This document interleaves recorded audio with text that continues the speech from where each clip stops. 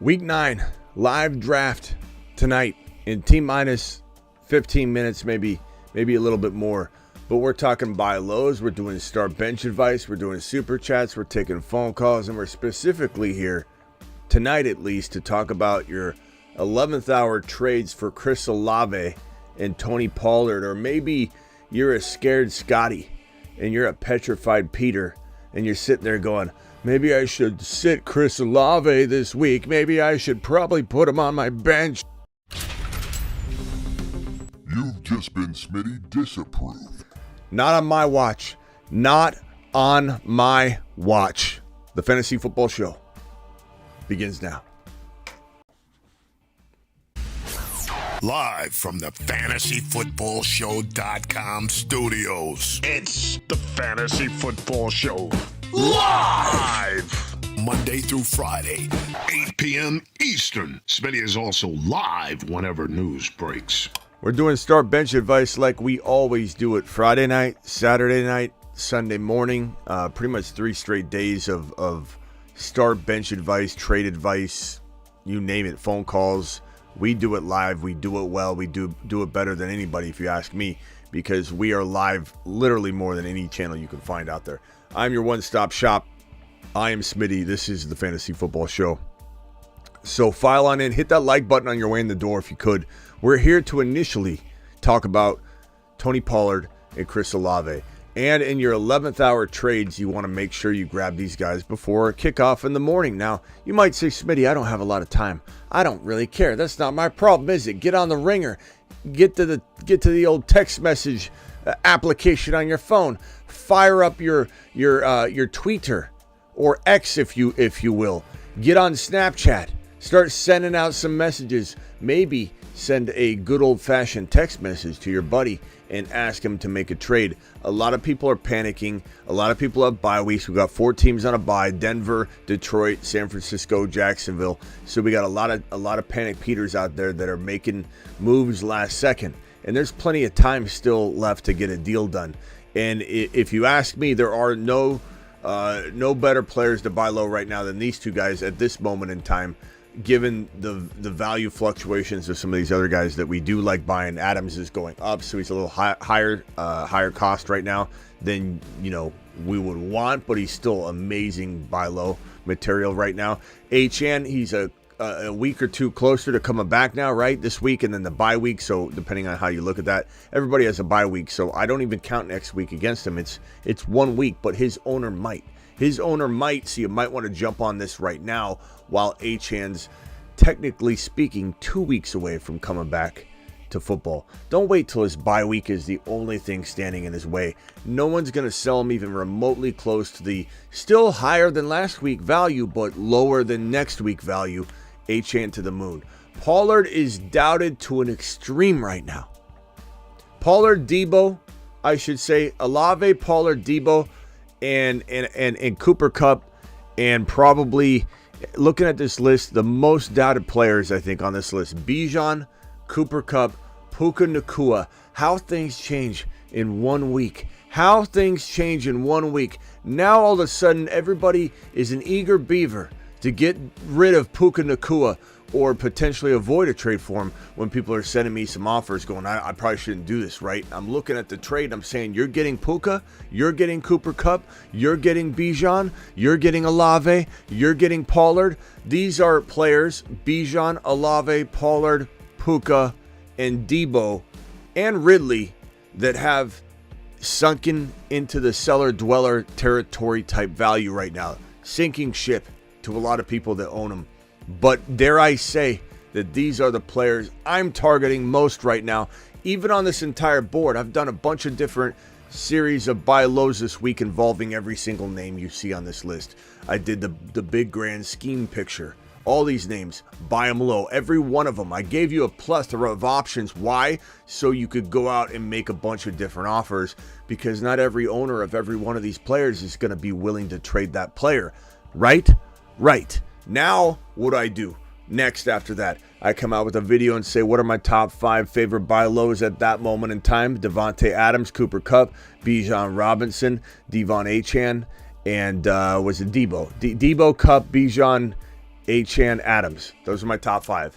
Adams, fantastic buy low. That was one of my favorite, doesn't matter cost of entry. What are the easiest, cheapest, potential top 5 to 10 players at their position right now? This is a different video. Olave, top 5 to 10. You heard me straight. He can be still a top 5 to 10 wide receiver go forward. You can doubt him all you want. You can swear at him all you want. You can write him off all you want. I'll be there to scoop him up from you if you doubt him and don't think this is his bounce back week. This guy's targets, it's insane. The amount of air yards this guy gets if Winston's in there, or in the case of Derek Carr, the amount of targets he gets if Carr's in there, or really any quarterback's in there. And the lack of production that followed, it's got people confused, but I think you need to understand 2 things. One, he is one of the most talented wide receivers in the National Football League. You can roll your eyes at me. I really don't care. I believe that my eyeballs don't deceive me. And when I watch this guy play, when I look at the metrics, when I look at his rookie season when he was the number 1 wide receiver by a country mile in air yards with Winston under center, who's still there as a protective measure for his value. If Carr gets injured, Winston's there. Air yardage king. He will feed Olave. Olave's protected in a weird way, protected into quarterback value that a lot of other players are not. Look at Puka Nacua and Cooper Kupp. 2 players I like buying low right now, but there is a significant risk on the table, and it's obvious, right? Stafford's banged up. He doesn't have an out for the season type of injury right now. He is a very injury-prone player. He has broken his back in the past. He's very banged up. He's been banged up multiple times this year, multiple injuries, and he's probably out this week. So Cooper Kupp and Puka Nacua are questionable plays to a degree this week, but they're not players you bench because they're studs, and they're probably still going to find a way to get volume. Are they maybe closer to some mid-range wide receiver 2s than they should be? Yeah, and that's the nature of losing Matthew Stafford. McVay will still try and feed them. I don't know that Kupp and Puka will both deliver big numbers without Stafford and McVay, because that's the formula. Stafford, McVay, these two combinations added together equal explosion potentially for Kupp and Puka Nacua. You take Stafford out of the equation, it just doesn't add up. And so I do think there's room for one of them to pop off. We just don't know which one will pop off. I'm not saying if you own both of them, I'd start one over the other. You kind of have to start both, and some people do own both because the offense has been so potent. But I just think that in this case right here, in Puka and Cooper Kupp's case, they have one quarterback. They have one saving grace. If Stafford goes down, it's game over for the type of production we've been seeing out of Puka and Cooper Kupp. If Carr goes down, and some might say that'd be good in a way, Smitty. No one's saying injury's good, but in terms of the production value for Olave, because what's going on right now is not working. But I beg to differ in just saying that his targets have been there. He's getting massively targeted, and the numbers are going to follow. Why do I believe that? Because he's one of the most talented wide receivers in the National Football League. I'm buying Olave. I'm buying him all day long, and I'll take him off anybody's hands, hold my beer, let me pull him onto my roster, let him bounce back on my roster, and let everybody run back and have open arms to Olave at the end of week 9 once he explodes and bounces back. Same thing for Pollard. And Emmitt Smith came out and said that this is not a Pollard problem. This is a McCarthy problem. And this news, let me see if I can find this piece of news and throw it on screen, because it's a pretty solid thing to throw up on screen and talk about, because quite frankly, it makes me mad how many people are jumping ship on Tony Pollard right now. It really is. It's kind of infuriating. And so let me see if I can find this Tony Pollard piece right here. I got it somewhere. I know I got it somewhere. Tony Pollard. I'll keep looking for it. I have it here somewhere. But Emmitt Smith on Tony Pollard, it was a fantastic little piece. And it really expresses everything I feel about this situation on Pollard. Let's see if we can find this on Twitter. On little old X, a.k.a. Twitter. On, let's see, Emmitt Smith on Pollard. Let's see if we can find this.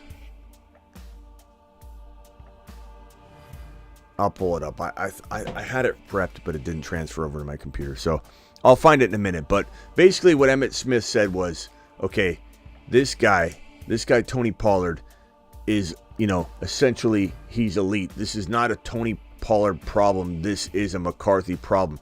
So you might say to yourself, hey, Smitty, I'm kind of thinking maybe, let's say you're right. Maybe you're right.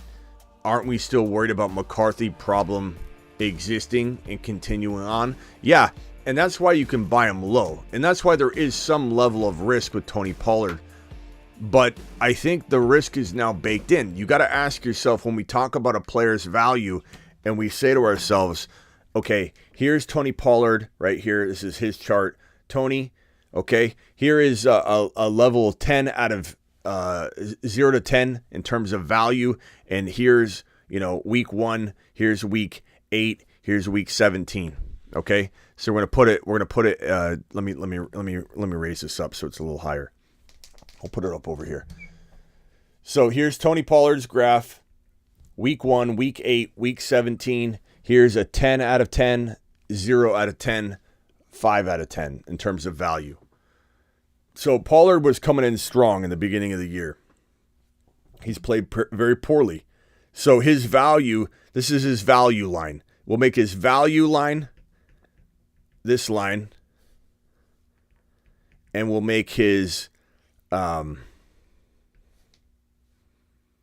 cost a dotted line. So his value is sank down all the way to what I would probably say is more like a 6 out of 10, maybe slightly over a 5. And that's where he's flatlined right now. And we're expecting him to either bounce back up, or potentially, if he continues to struggle, he starts sharing carries and he could even go below that 6 line. His potential, put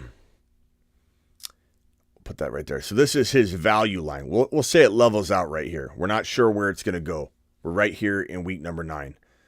His cost line was here, and his cost line has now since dropped.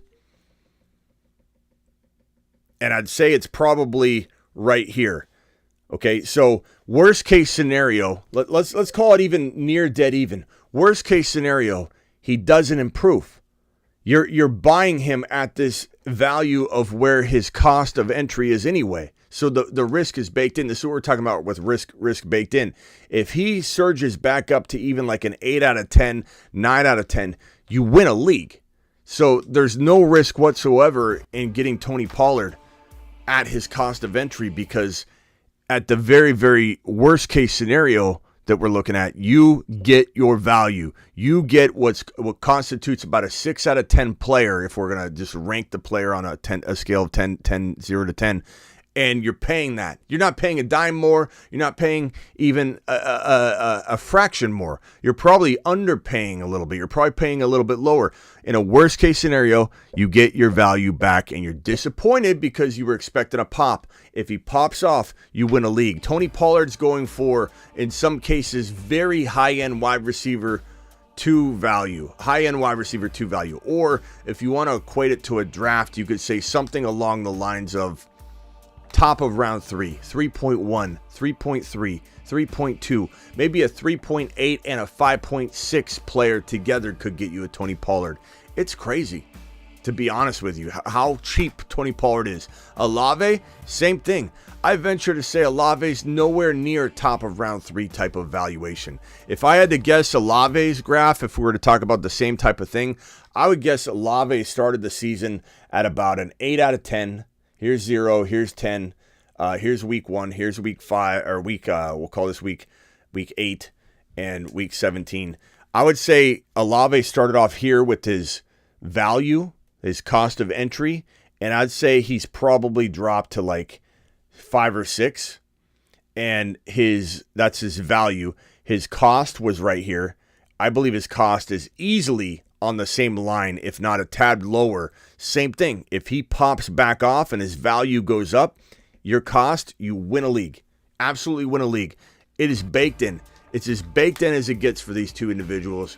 Go get them now before it's too late. We got a couple super chats that have dropped in here already, or a handful. This first $10 hauler is from Bryson. Bryson to the moon. Bryson, appreciate you. First super chats always get a standing O.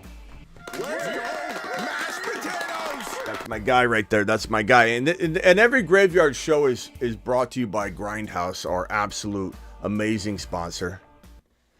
This is Grindhouse Apparel. You can catch them on GRNDHAUS Supply on IG. GRNDHAUS Supply on IG. That link is in the description of every video. And you can find them at grindhouse.com. GRNDHAUS.com. I'm wearing one of these hoodies right now.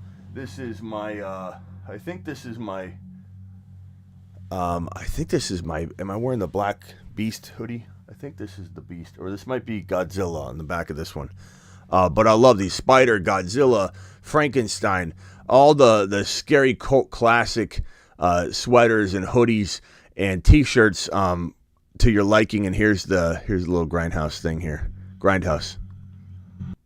You are entering the Panic Chamber, brought to you by Grindhouse. Vintage movie tees and hoodies.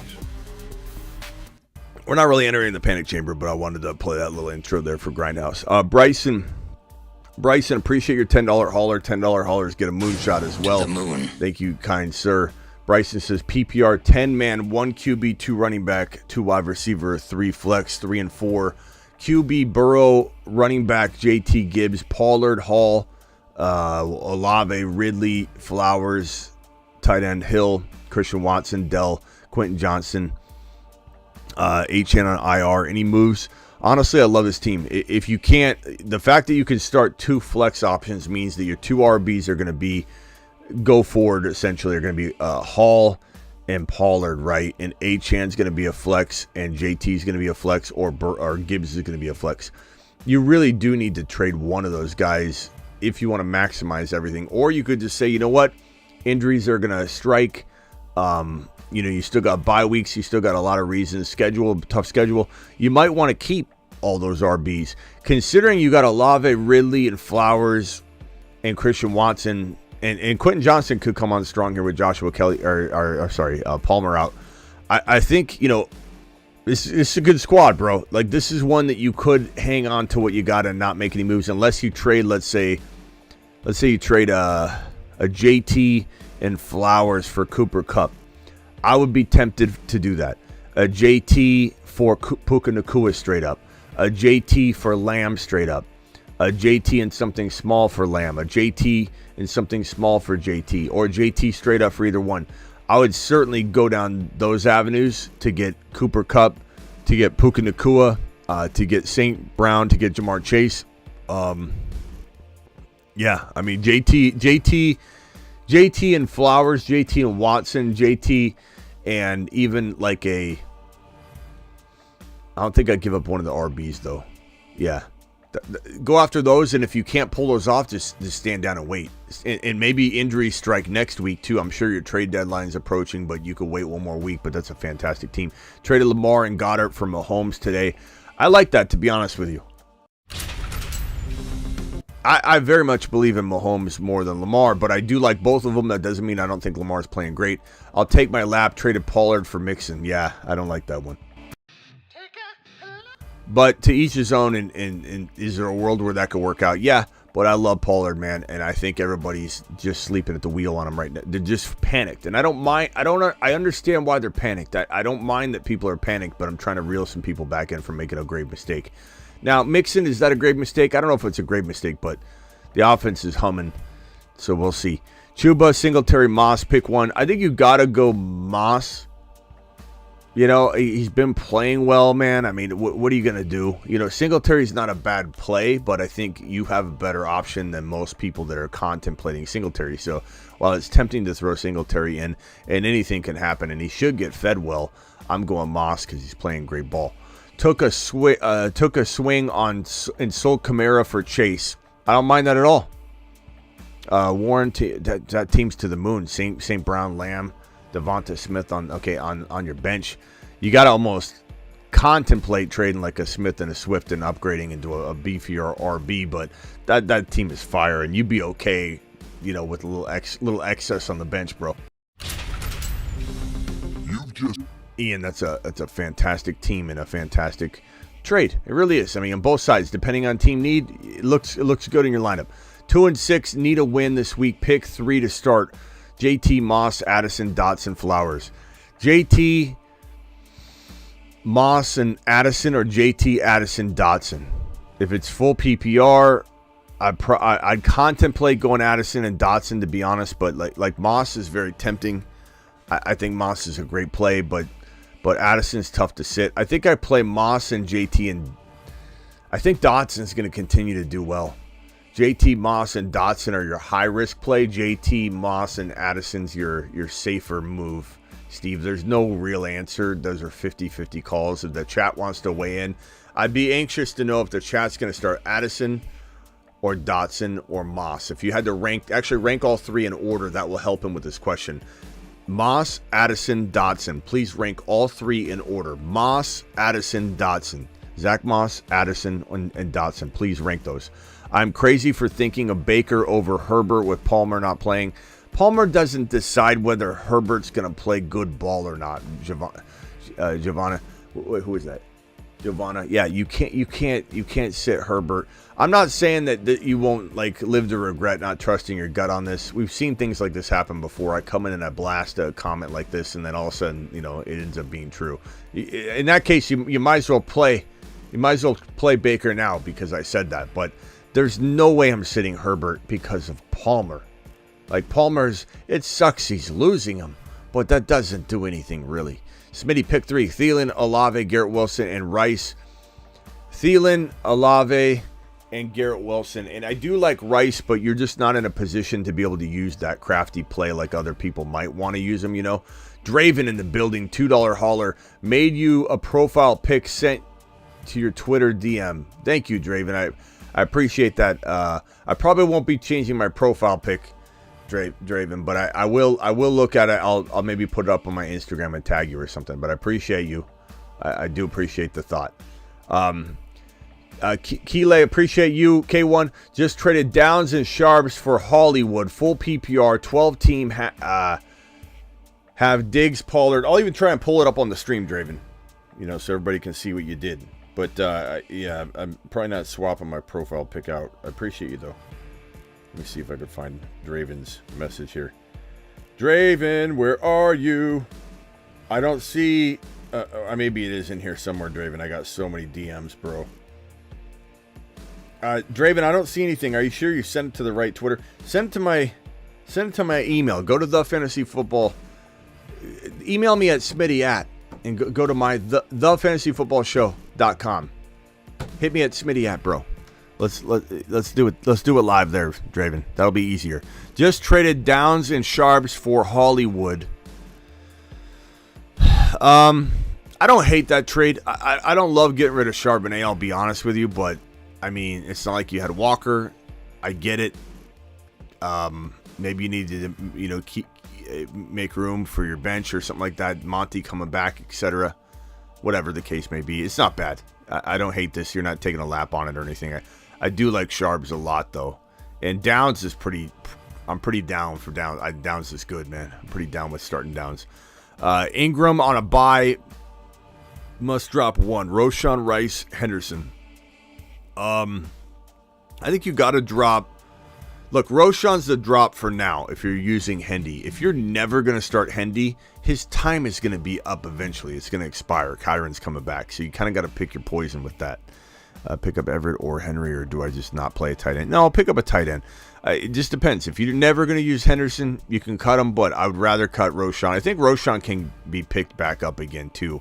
But you never know. Like, what if this is the week he goes nuts? Kind of keep in mind that, like, Javonte looked like a failure 3-4 weeks ago. We're like, hey, he's not going to do anything. He's never going to rebound. And look at him now. He's like knocking on the door. Now, he could vanish again just as quickly as he kind of rose up Javonte the last couple of, game and a half, right? But he looks great. So anything can happen. Roshan's time to shine could still come, but he certainly crapped the bed hardcore, and he's worth dropping if you need to make a drop. Traded Eckler, Amari, and Goddard. Got Diggs, Pittman, and Ramondre. I'm going to say I'd rather have the Eckler side, Tyler. Don't be mad, but it's close. It's really close. I get, your team looks good. You have Hurts, you have Aaron Jones, you have Kyron, Achane, Hendo, Diggs, Olave.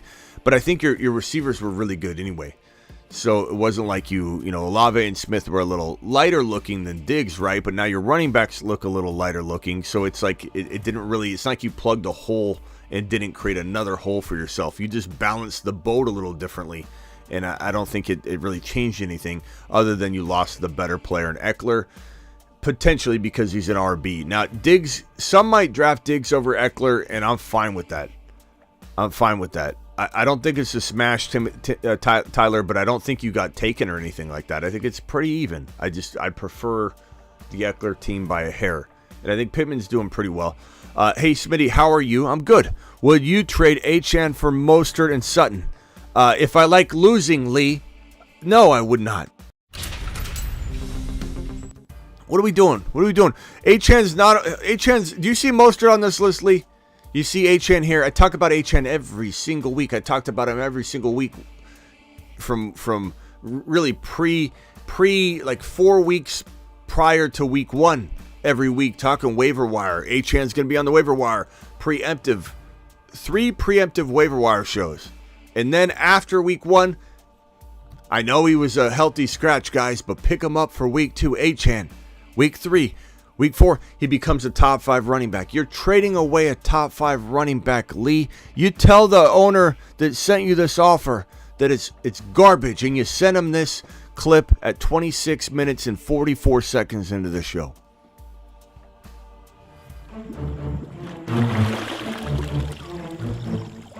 You are offer sex. You are trade offer sex. Not on my watch, Lee. And what is Sutton doing for you in this trade anyway? I bet he threw Sutton in like it's just gonna turn the tables and just make you want to twist your arm. I'll throw Sutton in.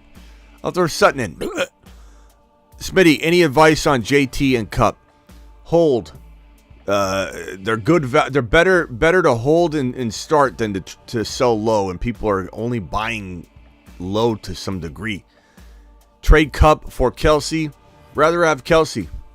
Gibbs for Adams and Kincaid. I'd rather have Adams and Kincaid. Both would be smashes, even though I love both those players. Got Pollard for Kincaid. Warren, Deshaun Watson. To the moon. Got him. Just a gauntlet of things I rolled through there. You think I should flip Pollard or Swift for Mahomes? I'd definitely trade Swift for Mahomes, and I would trade Pollard for Mahomes if you had no quarterback. But I'd rather trade Swift, and maybe you could trade Swift in a smaller piece to avoid trading Pollard. But bro, easily, yes, all the way across the board on every single question you gave me. Would you trade Adams for Pollard and Ridley? I would take that. I love Adams, but I also love Pollard, and I also love Ridley. So when you look at my buy low list and you say, Smitty, you just said to trade Adams. Wait a minute, I'm confused. Buy Adams, buy Ridley, buy Pollard. You're giving me 2 of these players that I believe in. Maybe a lot of people don't believe in Ridley, but if you need a splash, I'm going Ridley, Pollard. Now, I will say this, okay, K. Woods, in case this applies to you. If you can win now, I know you're 4-4, but if you can win now, and you feel like you just had a bad, points against situation, or you've had injuries and Achane's coming back and you're going to be fired. You're the best team in the league with Adams. Don't trade Adams. Don't do anything. Don't do anything because Adams is going to ball out. Adams is the best player in the deal. Probably. Yeah, I probably would trade Pollard straight up for Adams if I needed a wide receiver and I had like Breece Hall and let's say Eckler. Okay, I made some trades, whatever the case may be. I would certainly trade Pollard off to get Adams if my wide receivers needed work, and probably would do it anyway. But in this situation, I mean, you're getting Pollard and Ridley, and I think it's going to ball. if you need a spark. If you don't need a spark, don't do anything. I had 2 trades, one being I trade away Fields, Ayuk to get Chris Olave. The other, so Fields, Ayuk, I'd probably do that if you don't need Fields. The other, I trade away Darrell Henderson and Dalton Kincaid to get Ridley. Darrell Henderson, Dalton to get Ridley, Fields and Brandon Ayuk to get Chris Olave. It depends on what you have at the tight end position, because I think Kincaid is equal to Ridley. If you needed a wide receiver and you had Andrews, I smashed both the trades, to be honest with you. I do the first one. I take Olave. If you don't need Fields, I take Olave. If you need Fields, if you're going down to like Stroud, I'd rather have Fields and Stroud and bank on Ayuk being closer to Olave than anybody expects, or maybe a lot of people actually expect that. But I would do it if you had the depth to do it. And this other trade, if you need Kincaid, you keep Kincaid. If you don't need Kincaid, well, this is a pretty damn good trade, I think, because I like Calvin Ridley more than the average bear. Okay? Michael with a $2 hauler, trade Chase, Brees, Watson for Eckler, Adams, Jones. I would take, that's pretty close. I'd probably take Eckler, Adams, Jones. It's a really, really close trade, though. It's really close. Like, look, Chase is ahead of Adams, but by how much? Probably not that much. Eckler, Brees, pretty even. Aaron Jones over Watson. Give me Aaron Jones. They say he's going to be firing on all cylinders this week, so he is a good buy low. That's also why you see Aaron Jones. Where is he? He's right here on this list. Aaron Jones, go get Aaron Jones. This super chat here from Marquez. Chuba Hubbard or Quentin Johnston. Probably Quentin Johnston with Palmer out. Team this week is Heineke, Bijan. Okay, Pickens and either of those two in the flex. For either. Okay, so what is this here? This week, Heineke, Bijan, JT, Pickens, and either for those two for the last flex. So Pickens and what? Last two what? Up here? Okay, so Quentin Johnston. Quentin Johnston for me.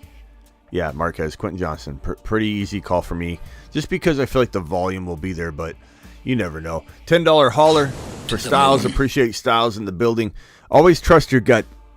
Sometimes I'm forcing myself to answer some of these questions, guys. And you know, if you don't hear me adamantly telling you to go one direction, like if I'm not pissed off about it, you know that I'm leaning, you know, and I'm going to be wrong on probably at least 25, 30%, sometimes 50% of these. They're 50-50 calls. There's weeks where I'm going to be 50%. There's weeks where I'm going to be probably sometimes worse. Sometimes I'm 75%. Sometimes it's 55%. Sometimes it's 90%. Sometimes it's very rarely it's 90%. It's hard to be more than 75% on a 50-50 call. On the regular, it really is. That's why they're 50-50 calls. Now, they're not all exact 50-50s in my mind. That's why I'm making the judgment call. But in the grand scheme of things, in the consensus world, most every one of these are 50-50 questions. Diggs, Lamb, Eckler, Kenneth Walker, Kincaid, Gabe Davis, DJ Moore, 5 and 3, ETN. Any changes? Too many Bills players, please help. I mean, look, Mahomes, Diggs, Lamb, Eckler, Walker, what do you want? What do you want? Besides a cookie and a pat on the back, you're crushing it, bro. ETN, I don't care how many Bills players you have. You got Puka, ETN. You got Kincaid, Walker, Eckler, Stephon Diggs. No, this team's fire. And there's no one here I don't even like. What I would probably do if I was you is maybe I would trade like DJ Moore and Walker for a, what? I mean, what are you going to get? What can you even upgrade, actually? You know, can you even upgrade into somebody? I mean, you're probably not getting CMC. You could always try and get trade, ETN and DJ Moore for CMC, or trade Walker and DJ Moore and Watson for CMC. Something like that. I don't even know if anybody would even laugh at that, or if someone's in a panic mode and they got CMC and they got riddled with injuries. Maybe they'll do it. Only you know what that CMC owner's willing to do and what their team looks like. If they're winning, they're not trading CMC. So perspective matters, angle matters, vantage point matters. But DJ Moore and Puka for Jamar Chase, do it live. Like those moves, but past that, hell no, I'm not moving much on that team. That's an absolute straight baller team if I've ever seen one before. Oscar What's up, homie? Would you flex Stevenson, Ford, Kincaid, Dell, Roshan, Standard? Also submitting to Saturn. Appreciate it. Hit the promo. Saturn to the moon. Appreciate you, Ricardo. Another 50-50 crazy to decide call. Ford feels kind of crafty for some reason, but I mean, I might roll Kincaid here. I really might. I feel like it's safe, Ricardo. But, Ford is hard to sit. You've got a dilemma, and honestly, maybe you got some trade bait on your hands after this week if a lot of those guys do as well as I think they could. Roshan, no, but a lot of those other guys feel pretty solid. Like Ford and Kincaid feel great. And Dell, I think, at some point is going to pop off again, and people are going to be like, what do I do now? Flex 1, Christian Watson, Dell, Singletary, Johnston. I'd probably go Watson. Look, Watson, as much as you want to not hear this, anybody that owns him, he should have had 140 yards and 2 touchdowns last week. He should have had his breakout game, and it wasn't necessarily his fault on really any of them. They were contested. They weren't like horrible throws for the most part by Love at all either. They were just contested, tough plays, bad luck. And I know we keep apologizing for Christian Watson. We're becoming Christian Watson apologists, but look, he's still got so much upside, and I feel like the moment you sit him, he's going to explode. This is from 91. 91 says, so what's the feeding off? Let's see here. Hold on. Moonshot for the $10 hauler. Appreciate you. Feeding off my last super chat in a 12-man. How I now have QBs Lamar, Watson, running backs Bijan, Aaron Jones, Breece Hall, Achane, Lamb, Olave, Ridley, Christian Watson, Rice, Andrews. I'm 3-5. Now what? Quite frankly, assuming you can start all these RBs, like Achane when he comes back, with Aaron Jones, with Breece Hall, with Bijan, there's not a thing to move. I love every single piece about this team, and you're going to explode. You're going to explode. 3-5, I don't know how, but that's what hand you were dealt. Guess what that might do for you? The fantasy gods might walk you into a bad seed and pit you up against a team that was ranked really high that got hit and decimated with injuries in the final 11th hour. And you cakewalk yourself into a championship with a very unorthodox placing and seeding, and you realize that, guess what? Karma's got your back. So don't worry about seed, just make the playoffs, and this team's going to make the playoffs, damn it. If I've ever seen a team that can make the playoffs, this is the team that's going to come back on a tear. Now, if you can't use every one of these RBs, maybe after this week, unless your trade deadline is this week, then you got to make a move now. But Aaron Jones pops off. You can trade him for a wide receiver. You could upgrade Lamb or Olave slightly to a Jamar Chase. Let's see who slumps next week. If it's Jamar Chase or Diggs or whoever, then we can swing back in and maybe buy low on that player. That's what I do. I probably wait and see. Let Aaron Jones do his thing. I'm not trading Achane. That's the player you want to hope gains a little value this week so you can trade him. Sup, Smitty. Sit 1. Puka, Nico, Flowers. I'm probably going to sit Flowers. I like Puka and Nico enough to say, look, Flowers is a fun play. I know you want to start him, but you're not in a position where you get to play around with that type of player that could go right into your lineup and you get excited about playing Flowers. You got rich person problems. Now, he could still do better than those guys, but you got to play your better players. Trade my Pollard for Puka. I could get behind this. I would want a little more. I feel like Pollard being a running back in a bleak running back market commands more than a Puka, especially with Puka facing all the negativity right now that he's facing, all the turmoil, the potential Stafford not playing this week, then a bye week, and then what happens if he can't stay healthy? A lot of people are down on Puka, so you should be able to get more. You're 3-5. I got Hall, Eckler, Achane. I just think, you got the running back ability here. Eckler, Achane, once Achane's back. Debo, London, Ridley. You got enough wide receiver support here, though, that I don't necessarily think this move balances you out. It only just redistributes everything. It doesn't really change anything for you. So I'd lean Pollard unless you get a little more because it's an RB. Hold it over his head a little bit because I believe you have the value and the momentum. Even though your RB struggling, you have an RB. He needs an RB.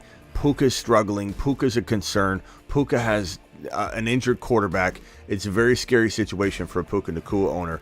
Puka Nacua and Cooper Kupp owners are panicking everywhere. $5 hauler, need to Moss, Hendo, Ford. I go Ford and Moss personally, but Hendo's hard to sit.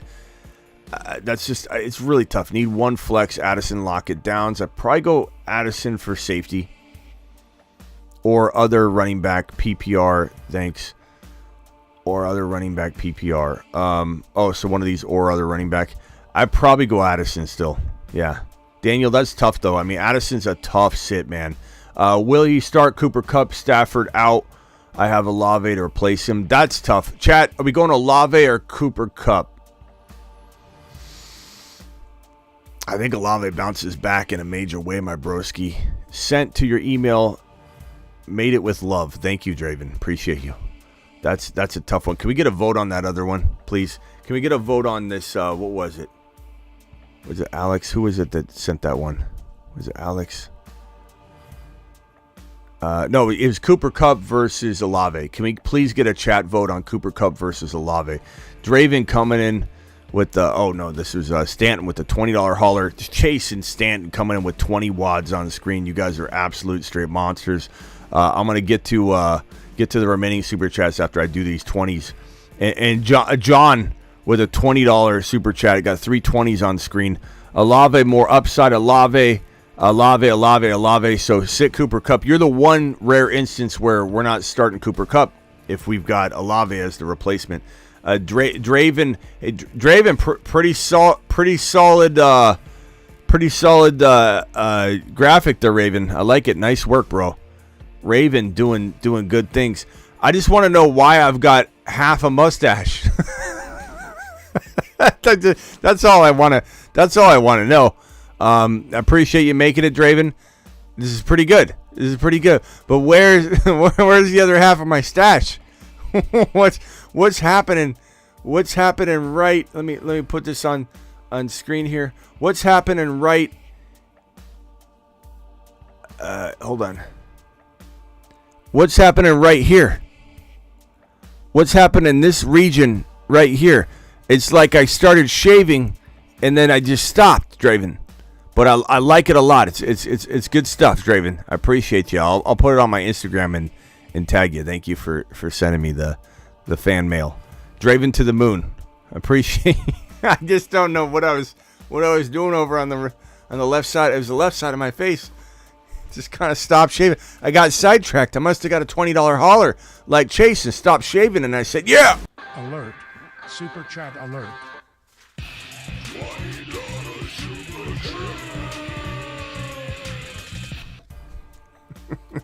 Chase, what's up, Smitty? I've been wheeling and dealing the last 2 days. Traded Ridley and Gibbs for Hopkins and DK and Edwards. I don't hate it, but I wouldn't have done it. Chase. I would have rather kept the Gibbs and Ridley side, but that's me. Then traded those 3 for Adams. Now that I'm okay with. So at the end of the day, you traded Ridley, Gibbs for Adams. A little bit of an overpay, but worth it probably. So you ended up doing good work at the end of the day. Smitty approved at the end of the day. Nice little trifecta trade there. You've just been Smitty approved. Not.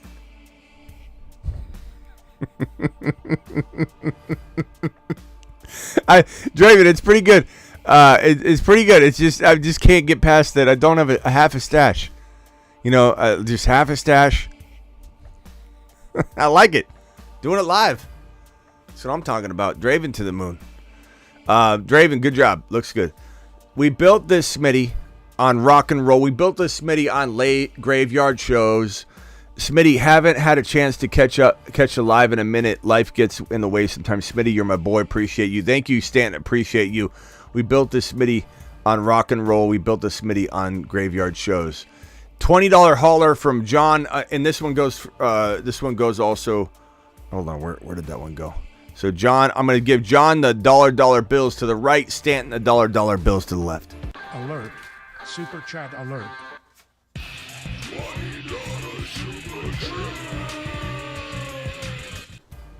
We did a bunk bed style. Thank you, Stanton. Appreciate you dropping the 20 wad. Just in just saying thank you. What a monster you are. What a menace. What a menace you are on the live stream. DJ. Appreciate you, DJ. What do the Panthers need to become a competitor? The number 1 overall pick. I don't know. The problem is, I think you're more than like one big player away. I think the Panthers have a decent core. But the problem is, like, you have Thielen's old.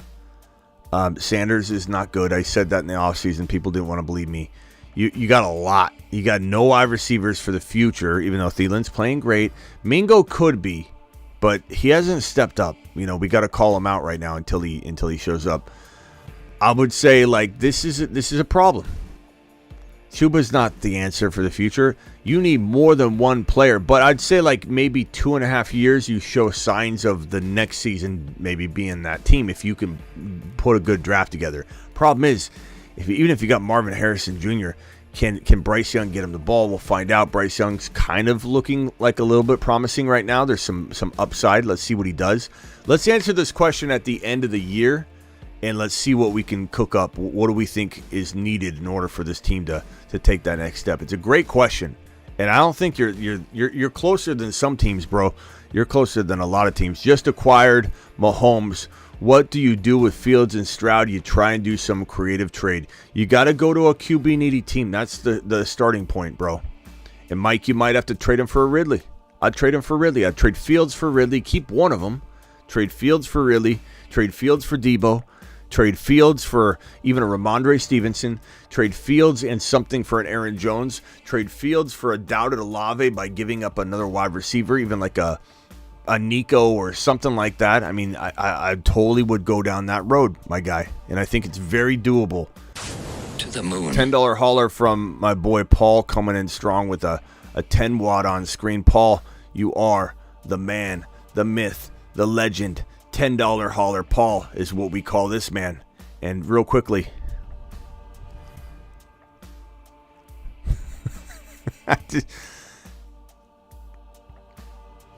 hold on a second. Let's do something here, Draven. Let's give myself a little bit of a stash. Let's go ahead and change this color to give myself some dark whiskers, and let's put it right here. Boom.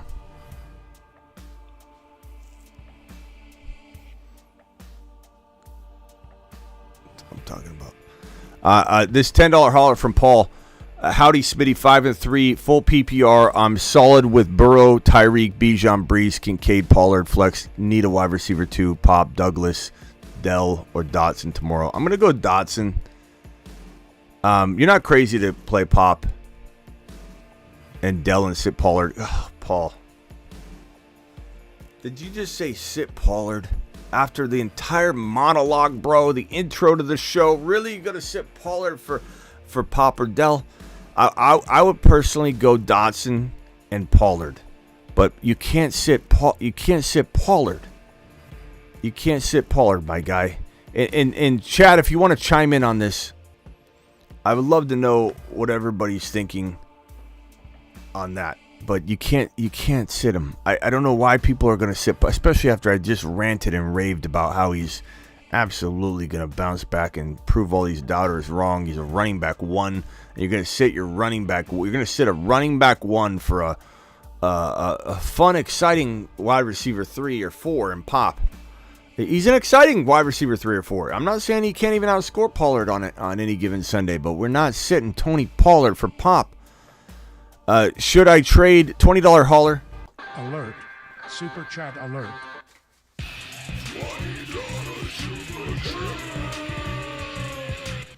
It's my boy. Maverick. Should I trade Jacobs, Pitts, and Cooper? Amari Cooper, I assume Copper. Amari Copper for Adams and Connor. Jacobs, Pitts, and Amari. I would take Adams. I just think this now's the time. I asked for JJ, but he wants to trade Adams. I'd take it. I'd take Adams over JJ right now. I would trade JJ for Adams straight up right now because you're getting a guy that's playing ball. He wants to run through a brick wall for his coach.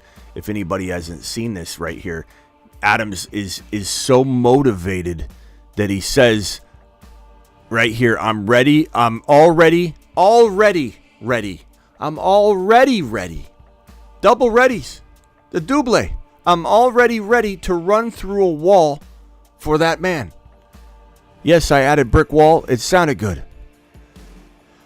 And if you had to roster one right now, would it be Mingo or Michael Wilson? Probably Michael Wilson. I asked for Adams. Go get Adams. Do it live. I like the trade, bro. Thank you for the $20 hauler, you straight up monster. Bryson says, would you trade my Pollard for St. Brown or Adams? I'd take Adams. Look, I'm so high on Adams at this moment in time. I think St. Brown and Adams are equal. And I like them both over Pollard. And I know it's confusing to people, but that's what happens when change is invoked. And when it's also invoked, and when I say change, I mean shake up. Getting rid of the garbage head coach and GM.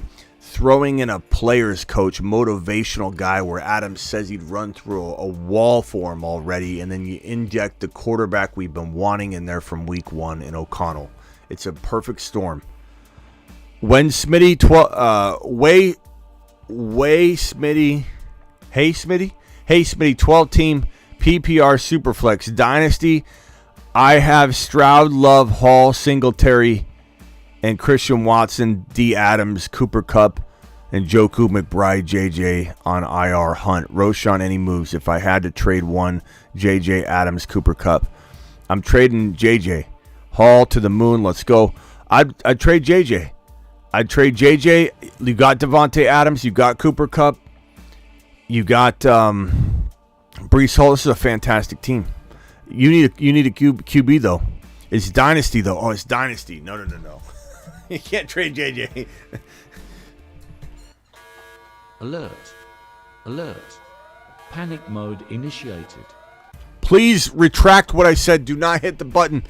I just realized it was dynasty even though I read it. It just went straight in one ear and out the other when I said it. Dynasty, no, don't trade. If you got to trade one of them, you're trading Adams or Kupp if it's Dynasty. Look, Adams is an old dog still. You know, like he's got a little bit of time left. Sure, Kupp is the guy you trade, but you're going to get a lot less back in return.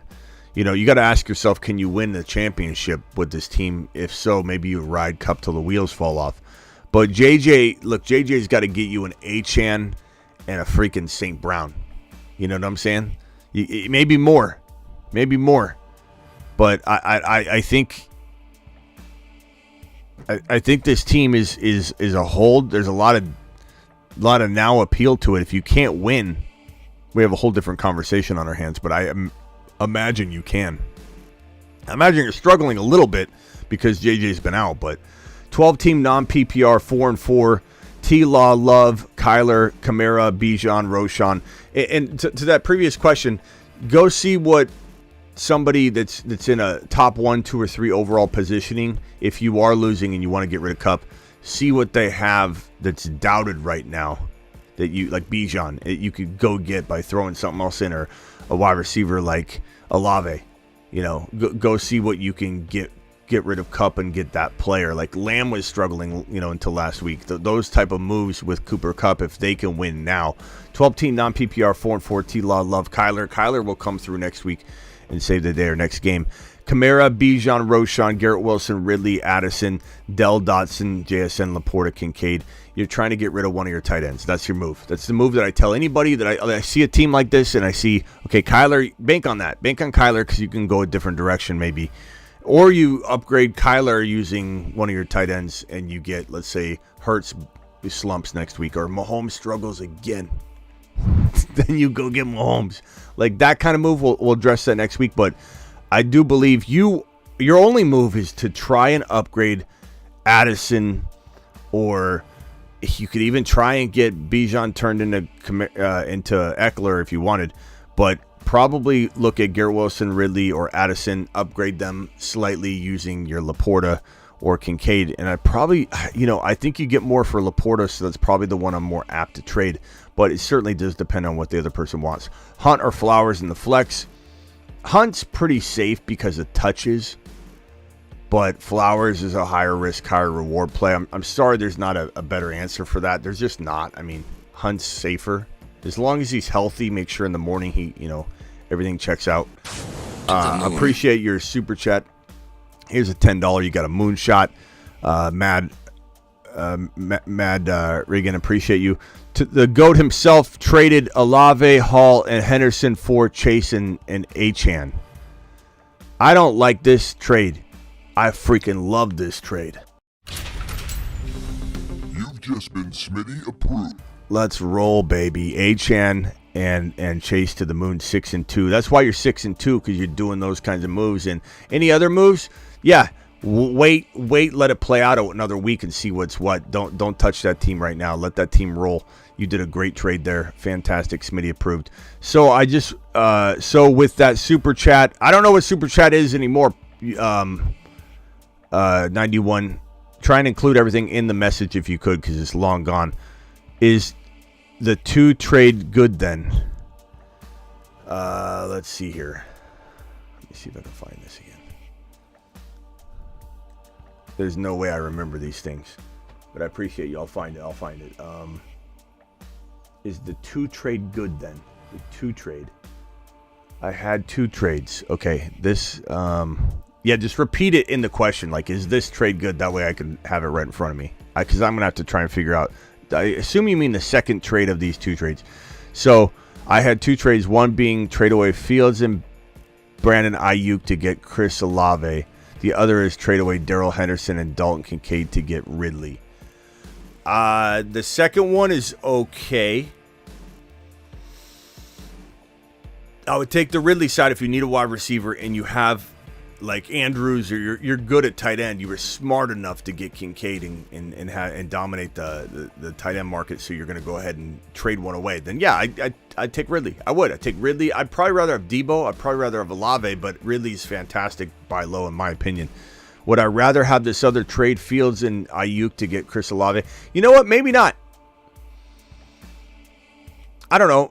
It depends. They're both doable. If you've got the depth to do it and Fields is not your starter, then I'm fine. I'm fine with both of those.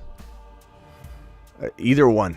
I don't even know which one I really like more looking at it again. They're really close. It just depends. Make sure you got the quarterback depth. Again, if you got like just Stroud, I don't know that I love going down to just the one quarterback. If you've got Mahomes or something like that, like hell yeah, I'm smashing that. Tua, I'm fine with that. Kyler, I'm fine with that. Trade my cup for, thank you, 91. If you got a follow-up, let me know. Appreciate you. Just throw it in the next message in one if you got a all-encompassing question, consolidated. Trade my cup for Kyler and Mixon. I mean, if you needed quarterback, you were starting garbage, Minshew, or not that Minshew's necessarily garbage, but you get my drift. We're all out. Would I, no one's up, or otherwise I'd yell Meatloaf, bring me a, you know what's so funny, guys? Remember I said I want a hot dog the other night? Right. I live in downtown Phoenix, and in downtown Phoenix there's like, you've got streets, residential streets, but on the ends of the streets are sometimes businesses, restaurants on the end of actual residential streets. Like, it's just the way Phoenix is. So like, you turn in, there's a restaurant, and then you keep going down the street and there's houses. That's just the way Phoenix is. And so these restaurants, when they're closed, they'll have hot dog vendors and burrito vendors, and food carts come in, and they'll purchase lease space on those places. This night tonight, a hot dog stand moved in right into that spot, or they're on the parking lot on the corner. That means on Fridays, Saturdays, and Sundays, I'll have to go try it tonight. They're serving dogs until 1 a.m. my time, and it's only 9:53 p.m. my time. So that means after this, I can go get a dog if I want. And I'll tell you how it is. I'll put it on my Instagram. If you want to see how that is, Instagram, go to thefantasyfootballshow.com. But how ironic that we have a dog available until 1 a.m. I could even dial into my phone and go get a dog on the live stream. I don't think I'll do it tonight, but we could do that any other night. Appreciate you, 91, for the super. Trade my cup for Kyler and Mixon. I'm taking Cup probably, but if Kyler's startable for you, I don't like, if Kyler's your starter and you had garbage, I'd be okay with that. I'm okay with that trade. That trade's not bad at all. But if you got like Tua or Burrow, or hell no. Evans or Aaron Jones in the flex. Evans is safer. Aaron Jones is a higher risk, higher reward play. Big swing, big risk, big boy move, Mark, but, Evans is safer. I would say, like, I lean Evans and also JSN or Madison. I'm going to go JSN, but that one's a little risky, too. You might want to go Evans for safety, then JSN for high risk, I guess. This one's from Mark. Trade T. Higgins for Henry. I'd take Henry. I'd take the gamble on that. Either way, like, you need a wide receiver bad, I could totally get behind. Sent wrong one. Look at it now. I don't want the updated one, Draven. We want the one you sent. And I don't see it anyway. I don't know that you even sent it, Draven. I'm looking at in my inbox right now, and I don't see it. Maybe it's still sending, but I don't see it. I don't care. We like the half mustache Smitty. We aren't doing a thing, Draven. Where is it right here?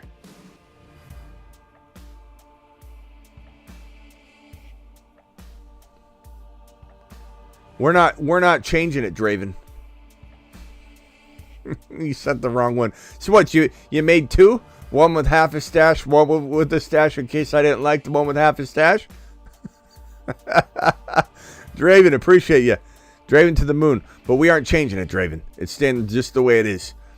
10-team, 4-4, non-PPR. QBs are Levis, Murray, JJ, Olave, Amon-Ra, Kirk, Godwin, Aaron Jones, Spears, Hendo, moves. I like the team a lot. Olave, Amon-Ra is fantastic. Murray's going to come through strong. JJ, Kirk, Godwin, Rice, K9, Aaron Jones. I like it. Actually, I like this team a lot. I don't know that I move anything other than maybe Love Kincaid. I maybe like try and package like Hendo or Aaron Jones and Kirk together to get like an Achan, JT, Pollard type of player. That would be pretty sweet, Asan. I like that move. T Benz in the building. My Gibbs for Puka. Or Gibbs for Olave. I'd probably say like these are all even. Chat, can we vote? Can you rank Gibbs, Puka, and Olave?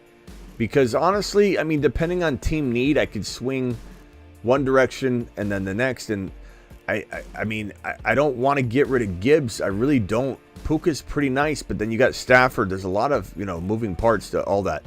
This right here, you a legend, Smitty. No, you're a legend. Left behind times. Rank these running backs this week. Hubbard, Hunt, Moss, Henderson. Give me Moss, Hunt, Henderson, Hubbard. But I'm like, I waver. Like if you showed me that at 10 minutes from now, I'd probably maybe have it slightly different. Like it's that close. What about Cup versus Rashee Rice? Anything can happen, and I'm not telling you to bench Rashee Rice. In fact, I love Rashee Rice this week. I think he has 60 and a touch. 55, let's call it 55 and a touch, Rashee Rice. But I'm not sitting Cooper Kupp. You won't be able to live with yourself. You'll wake up upset. You'll wake up in a nightmare, is what I'm trying to say.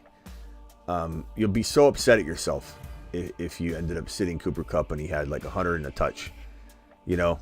Just get spoon-fed. McVay finds a way to get anybody in his system to do, whatever. This one from Rockout. Hey, Smitty, when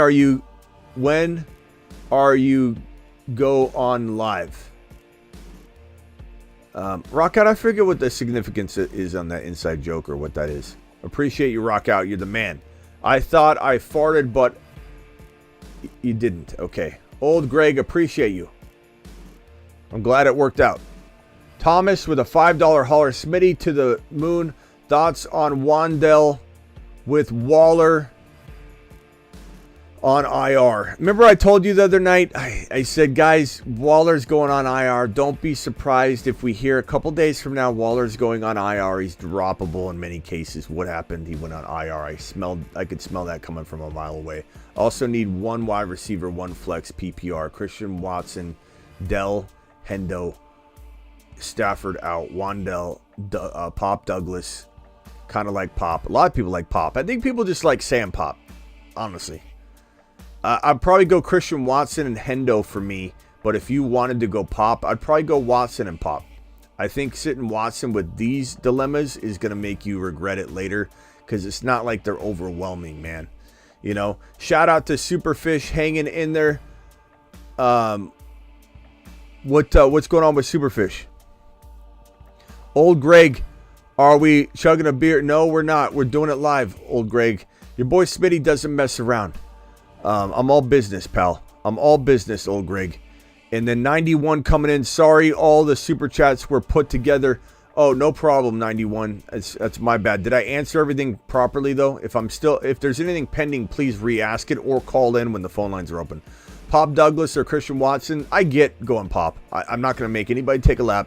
I'm not going to ridicule any decision that's Pop over Watson, but I'm going to go Watson. Pickens hurt me bad this week. I got Hurts, K9, Swift, Chase, Everett. You could look at this two ways. Christian Watson is either going to further burn and sting, rub salt in the wounds, and you're like, damn it, I'm never starting him again. Or he can make up the difference. Pop Douglas is probably a tiny, tiny, tiny bit safer. So Slayer, you need safety, go Poppy. Poppy ain't as sloppy as Christian Watson. Poppy ain't as sloppy, but Watson has a little bit more upside. And again, if anybody watched the game, he literally would have had 140 yards and 2 touchdowns if had anything gone right that game. It was just insane. Good QB running back package to look for shopping Cup. No one's going to give you probably a big, insane package, probably Caleb. Kyler, and honestly, you'd have to go Kyler or Tua at the very, very most for your quarterback situation. And then you get like a Devonta Smith or an Olave. You know what I'm saying? Caleb to the moon. But those are the only quarterbacks that would be even remotely close. Draven, I see the update, but I'm not putting... I don't like the update. Draven, can I tell you something, Draven? I've got a psych degree. You can't pull one over on old Smitty. Because old Smitty knows exactly what time it is all of the time. Okay? I didn't get my psych degree for the fun of it, Draven. And let me explain something to you right here, right now. In fact, call in real quick, Draven. Call in real quick, and we're going to discuss this artwork that you have right here. Because I'm about to tell you what happened right here. This one right here from Anthony, $5 hauler, 3 and 5, 10-team PPR. Have Tua, Diggs, Higgins, Pacheco, Walker. Tua.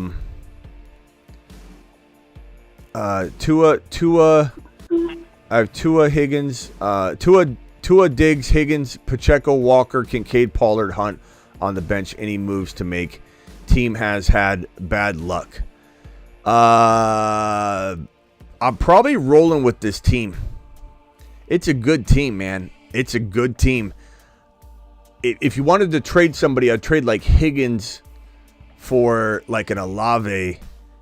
You could go Higgins for Ridley and something if you wanted to, like, but past that, I'm not trading Kincaid, Pollard, Walker, Pacheco, Diggs, Tua. I love all of it. I think luck is gonna go your way soon. This is a baller team, Anthony. And honestly, can I make you feel a little bit better and just say that I'd be satisfied if I lost with that team, because I know it was good enough, and it was a fun try, and I didn't want to mix it up. I wanted to let it ride.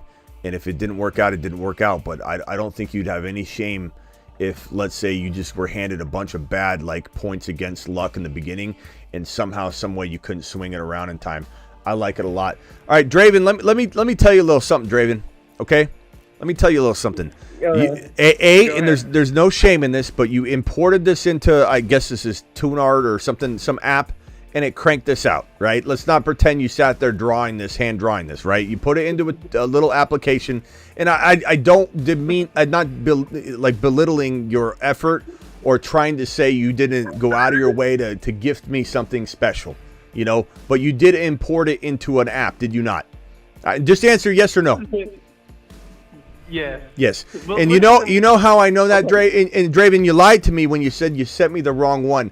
Draven, no one makes two versions, one half done and one done, and says, "Oh, I sent you the wrong one." I made hold on, Draven, hold on. I made one half done, but I sent you the wrong one. So you lied to me. And then, Draven, you went in and you doctored it up, and you put this bright text wrapped The Fantasy Football Show around the hat that isn't even close to the way that the hat actually is, and to just pasted the one-dimensional YouTube logo without any folding or rounding on top of it, and you doctored it up once again. So you cleaned up the stash, but then you ruined the hat, Draven.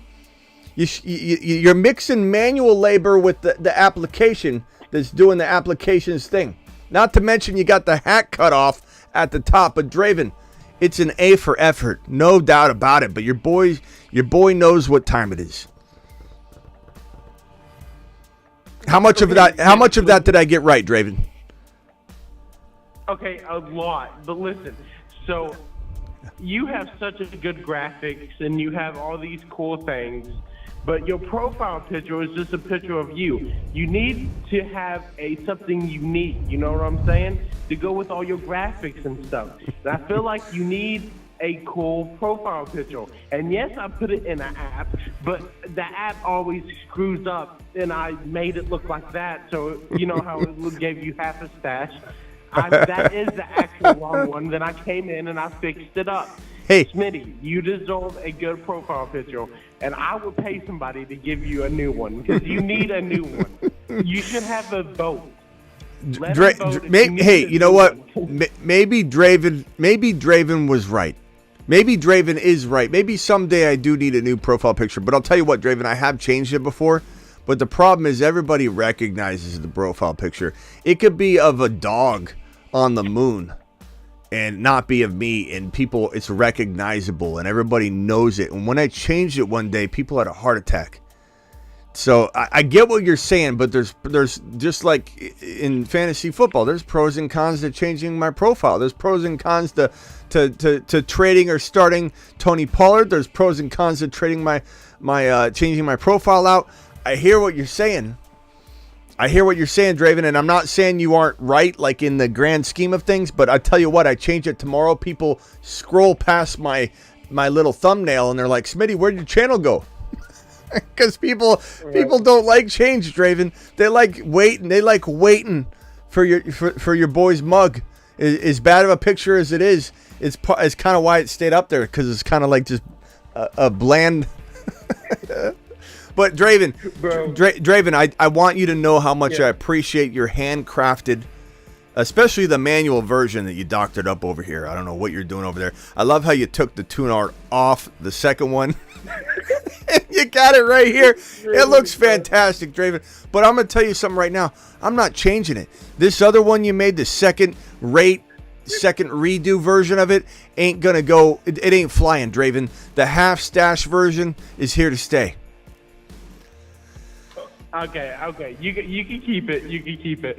But have you thought about going live, like on TikTok, on like X, on everything, on Twitch, and like doing it all? Because like you are so good at what you do, and I feel like you can put yourself out there and get even more fans and stuff because you have such a good personality. Thank you, Dre. Thank you, Dre. Go on all the platforms.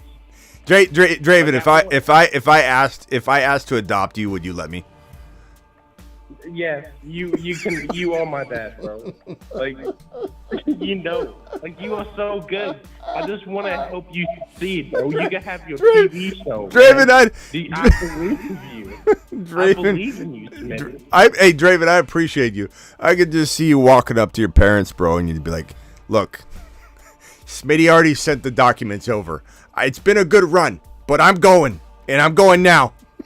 I'm going to Smitty said he'd adopt me. I'm going. But Draven, you're 18 years old. He still said he'd do it. Draven, how old are you, by the way? 25. 25. I can still. We still got time to bond.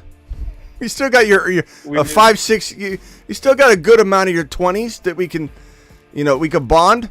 I think this might work. Draven, I appreciate you. I'm going to put you on hold, son, and let me go over to Rock Out real quick. And help Rock out. Go get that glizzy, man. Go get that glizzy. Yeah, all right. Hey, hang tight, Draven. Rock Out, what can I do for you?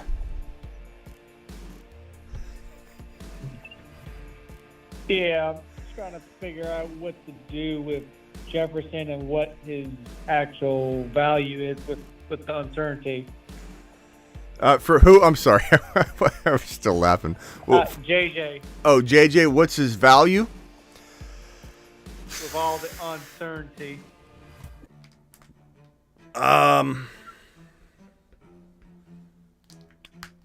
So if I was trading JJ away, I would want to start off with what we call the anchor of the trade. And that's, okay, who is the anchor? It doesn't matter how far away from JJ is.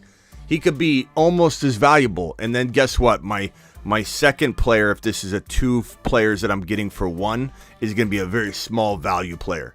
So it doesn't matter what your anchor is. Your anchor could be garbage. Your anchor could be Tank Dell. And then your second player is going to be to the moon. So the anchor for me, I start out with HN. Okay? The next, and I'll answer Draven's question in a second about why I don't stream everywhere. HN, boom. Okay, then what do you get? Let me put that back. HN, if you had HN, you could probably get a Debo, and that's probably your worst case scenario. And some might say I wouldn't do that, Smitty. I'd rather have JJ, and I get it. So maybe the wide receiver needs to be Olave, and some might say I don't like Olave, but these are all doable things.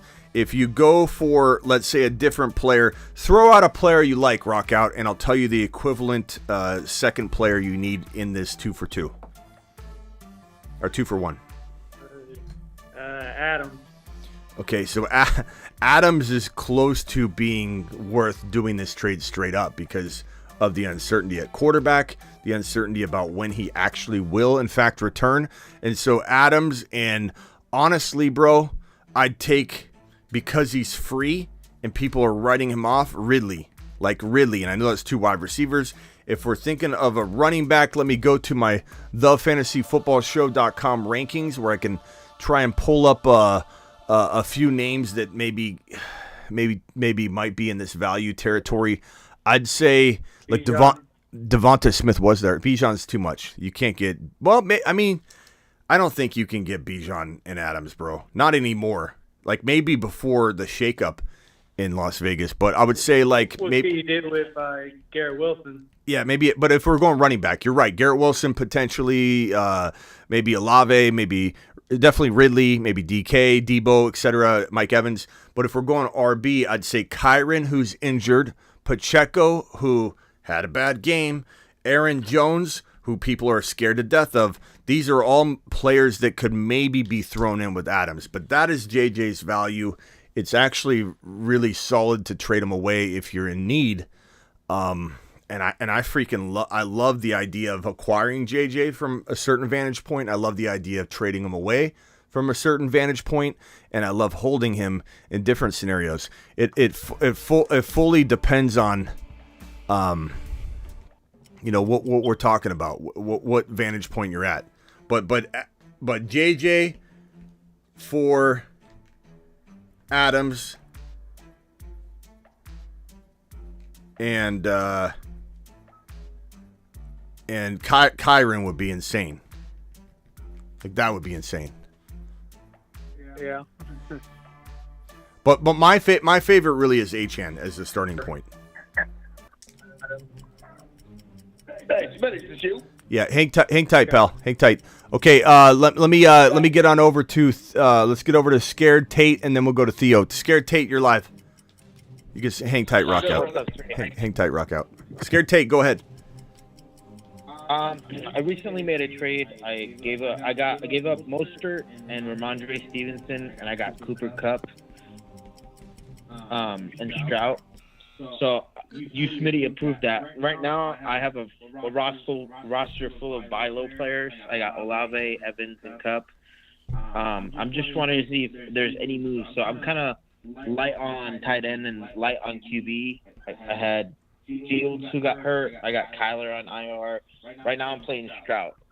And my tight end is Ferguson. So I'm curious to see if you would make any moves or you just hang tight. Who are your RBs, bro? ETN, Pacheco, and Gibbs. Okay, so your team is good. I mean, Kyler's your starter. Obviously, Olave, Evans, and Kupp are pretty darn good 3 wide receivers. ETN's a top 5 running back. Pacheco and Gibbs, between the two of them, you should have a top 6 to 10 running back there. So this is one of those crafty teams that, like, as long as you make the playoffs and you get in there, it's one foot in front of the other. It's one win at a time. This easily could win it if everything just went well each week. But, I mean, I also have Gibbs or Diggs as well. You have Diggs as well? Yeah. Did you say that? Did I miss that, or did you forget? No, I didn't say Diggs. I had Diggs, but I was naming off the buy low players. Okay. So this is your team. Or is this your final answer? Is this your team? Before I go all in on my... Okay. You got a fire team, bro. You got a fire team. Maybe now you couple Evans or Olave. And Olave, you got to wait for this week. He pops off this week, bro. So just wait. But Evans, if you had to trade now, Evans and Pacheco or Evans and Gibbs, just two of these guys for one better player is definitely a good move to make. Like Gibbs and Evans or Gibbs and Olave or Pacheco and Olave or Pacheco and Evans for an Eckler would be a smash.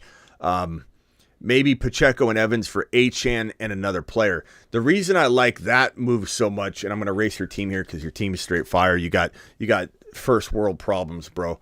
But let's say you trade Pacheco, and Pacheco is so much easier to trade last week in our throne draft when I traded Pacheco and Puka for Eckler and Christian Watson.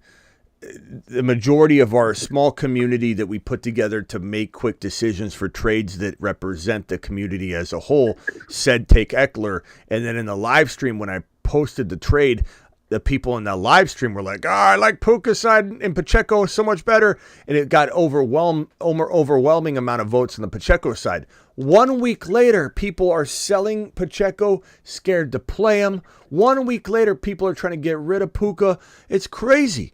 But so last week was so much better to sell him. But if you could trade Pacheco and Evans, let's say, or you have to sell Gibbs, which I don't love, but at the same time, if you do this, I'm okay with it. So if you go and trade this package right here for, let's call it Achane, which he's not playing right now. He's out this week, then he has a bye week. His owner's worried about that, depending on their wins and losses. They're probably not a 6 or 7 win team, most likely. You'll have to tell me.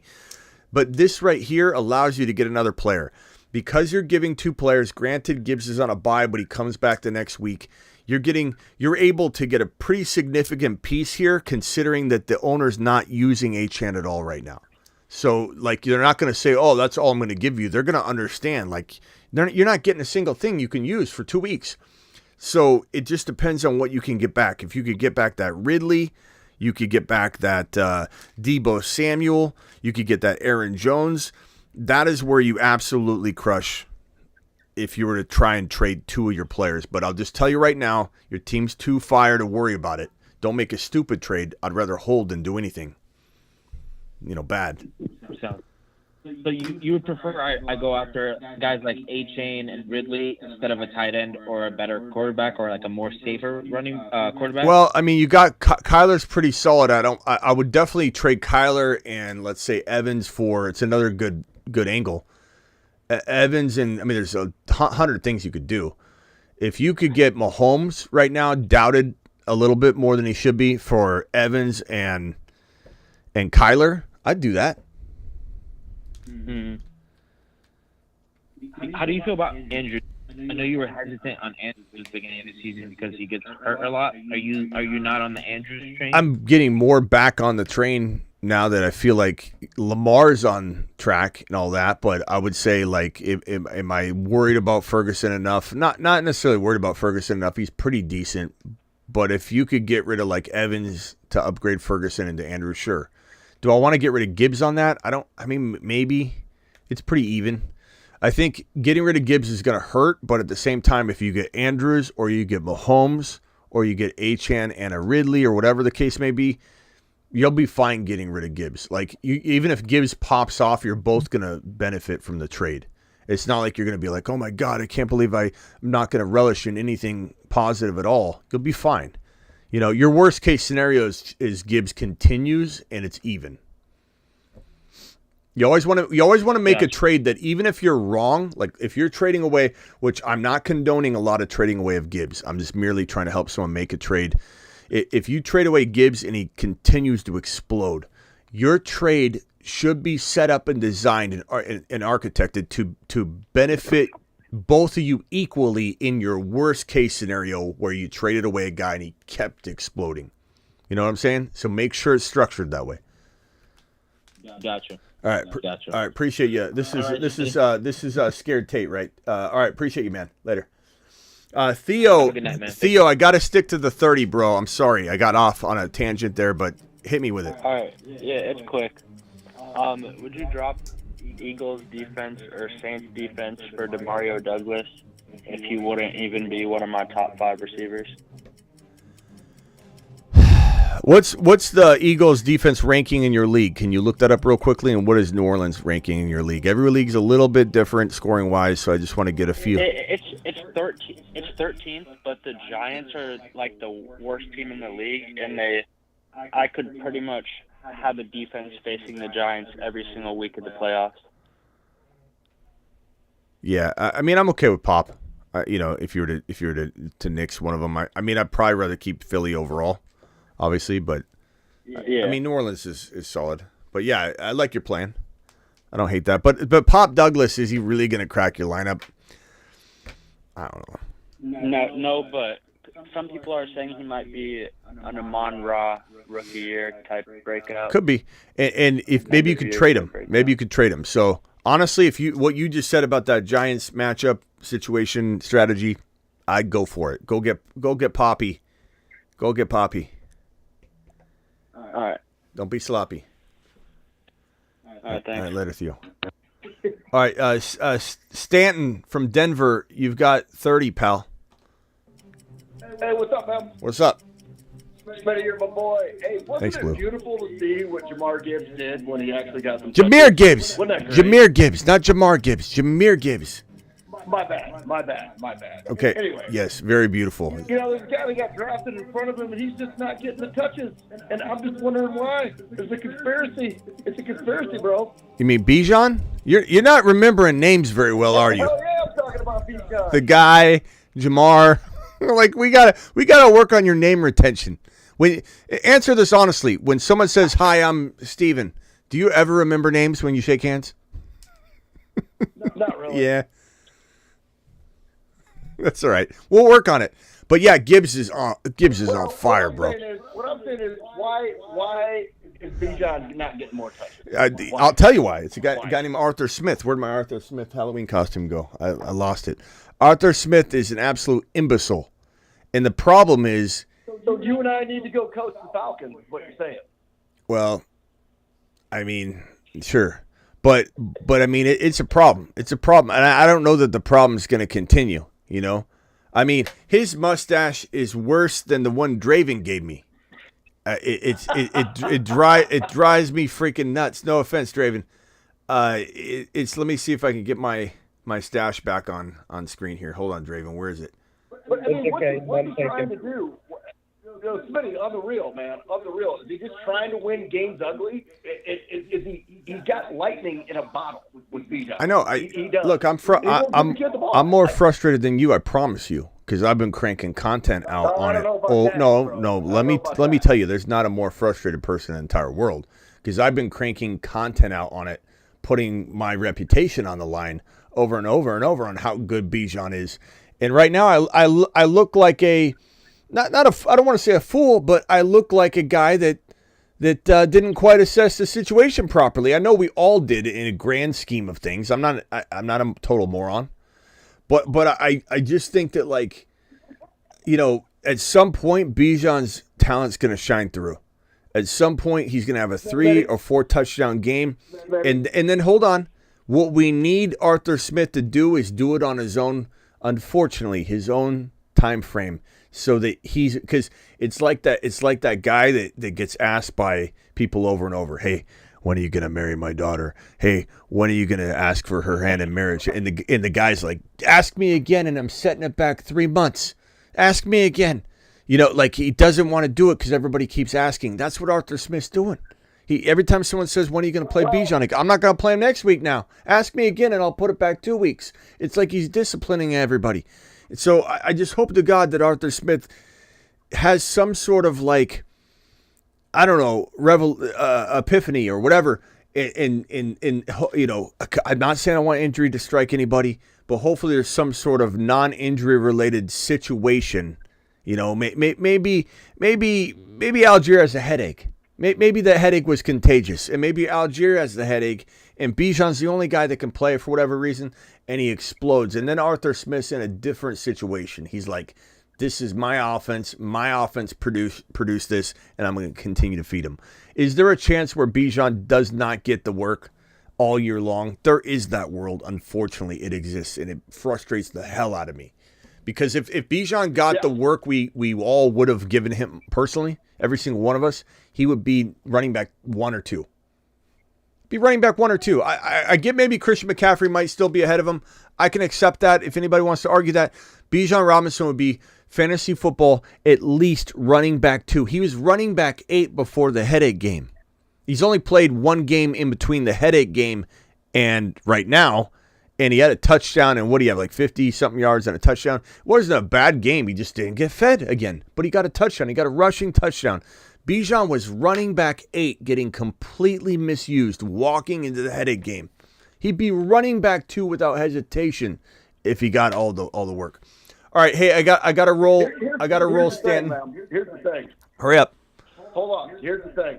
This isn't like hard to see how good we know this. I mean, we know this. He jumps off the page. We know dude. this. He jumps off the page. He's that good. We know this, Stanton. It's very well. We're very well aware of this. All right. Let's go coach the Falcons. All right, man. later, Let's do it. Stan. Appreciate you. Later. Ethan the Negative, you got 30 seconds. Smitty, Denver, Detroit, and Buffalo with the between the 20s running backs. I think Gibbs needs 10 to 12 carries for success. I think Cook needs 15 because the passing game is non-existent with Allen playing hero ball. And unfortunately, I think McLaughlin, he's only going to get like 5 to 6 touches. I mean, I wish they'd give him the ball more, quite honestly. I mean, I know Javante's looking good. Watch your mouth. Watch your mouth, I mean, Ethan. Watch your mouth. We don't want Javante. Javante's just coming on. Don't start talking about McLaughlin getting the football more. What's wrong with you? What's wrong with you, Ethan? Javante isn't Breece Hall, and Javante isn't. It's literally like I see Zeke and Pollard. Javante looks like an older Zeke. What are you talking about? Have you opened your eyes once this season, Ethan? You haven't even watched a Denver game, I don't think. You're talking out of the box score. You're a box score Bobby right now, Ethan. Ethan, don't. For 87 yards. Ethan, Javante looks fantastic right now. What are you talking about? McLaughlin looks fantastic. You're being a box score Bobby right now. Javante's just getting going. He's ready to explode. When you watch this guy run the football, he looks fantastic. He looks like a gazelle out there, grazing. McLaughlin looks fantastic. Fantastic. What do you mean? Jaleel, more touches for Jaleel. I'd like to see McLaughlin just get 8 to 10. Just give McLaughlin 8 to 10 carries. That's it. Finish That's him. Call terminated. All right, hang tight real quick. Let me get these super chats out of the way. Trade Pollard for Cup for Pollard, even Steven Bryson, depending on your position of need. Okay, JSN or Christian Watson. Going Christian Watson rest of season until JSN gets some sort of crack in the door. You know what I'm saying? And then Bryson with another one. Bryson says, Pollard, would you do Pollard for Kenneth Walker? I probably would. Bye week out of the way. Walker's been getting fed in a wonderful fashion. It's just one game that should scare anybody. Perps coming in with a 20 watt on screen. Slayer coming in with a $2 hauler. Slim Reaper coming in with a $4.99 hauler. Somebody's commenting on another YouTube video right now. I just got a notification like replying to something that I said. Get over to the live stream, pal. What you doing? Who is that? Sizzle, appreciate you with the $2 hauler. Let's do it live. Let me get on out of this screen right here. And Ethan the Negative. What's he doing? No wonder we call him Ethan the Negative. We haven't seen Ethan show his negative face for a while. He's been pretty positive. I was starting to wonder what in the hell he did the last time to get Ethan the Negative as a nickname. I just couldn't for the life of me remember. And he's been such a positive person the last couple months. I was like, what did this guy even do? What this guy even do? Perps with the $20 hauler. Alert. Super chat alert.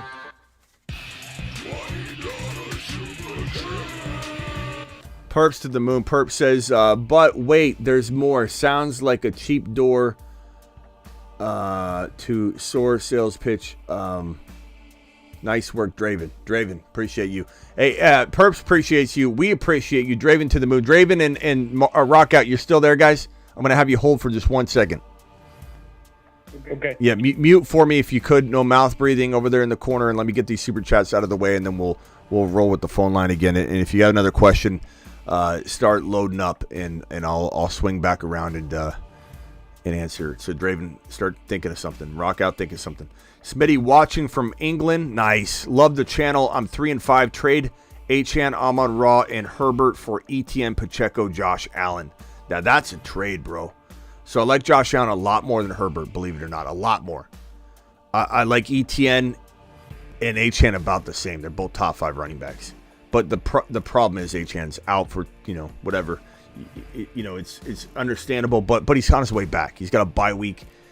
It's not like it's that concerning, and Ridley's got a bye week right now. So really it's 1 game difference. So they're both about even to me. Amon-Ra over Pacheco by quite a bit. So really it's like Amon-Ra over Pacheco. Does that gap get closed between the Josh Allen Herbert swap? It feels really even. Achane, Amon-Ra, Herbert, ETN, Pacheco, Josh Allen. I'd say even Stephen Lloyd. Chat, can we get a vote on which side you like, the Achane side or the ETN side? I'm going to keep this in the corner so you guys can read it. Please vote. Achane side, ETN side. Please vote. Sizzle, start Jordan Addison or Christian Watson. Addison's your safe play. Watson's your high-risk, high-reward play, baby. It's just that simple. I wish there was a yes, do this, and put him on the bench, but there's not. It really just comes down to, do you need safety? Go Addison.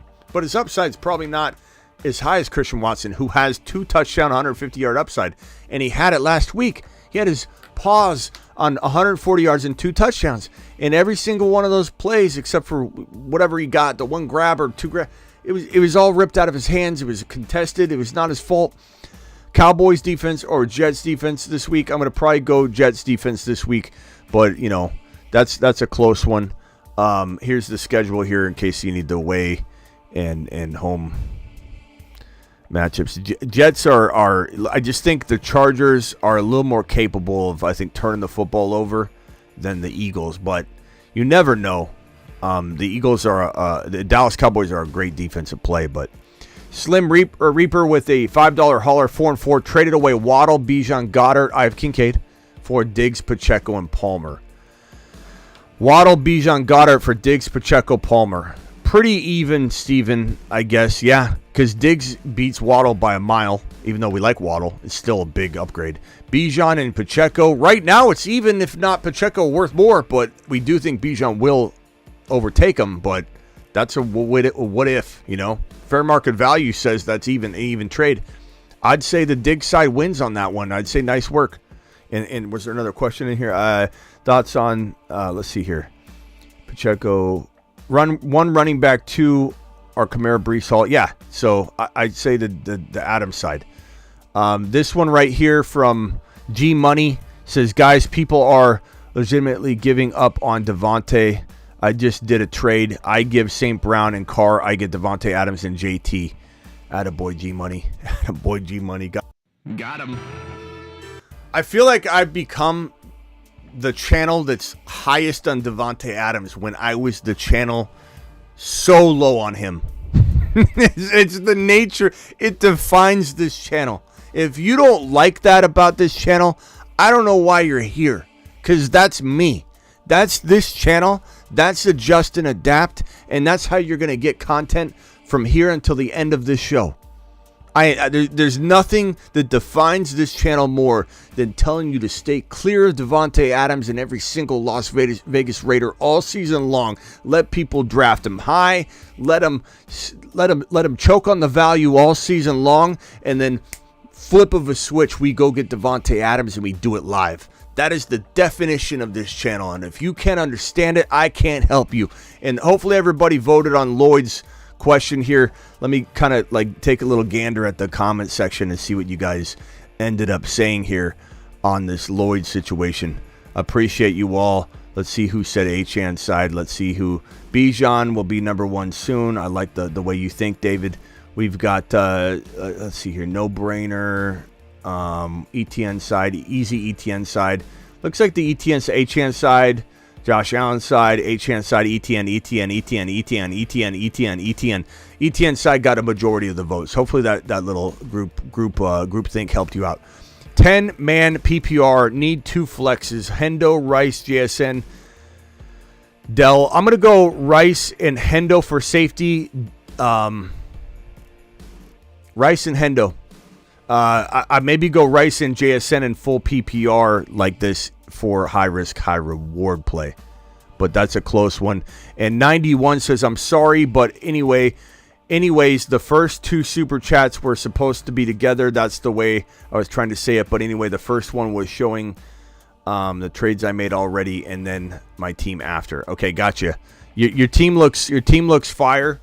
If I had to, I guess. Again, I'm not sure if there's any other question. I appreciate you explaining that. You didn't need to. I appreciate your super chat. $10 hauler. To the moon. You rock. And I think your team looks good. So with that, feeding off of my last super chat, 12-man league, I now have Lamar, Watson. Very, very good team. Very good team. So now what? Again, Lamar's fantastic. Bijan, Aaron Jones, Breece Hall, Achane.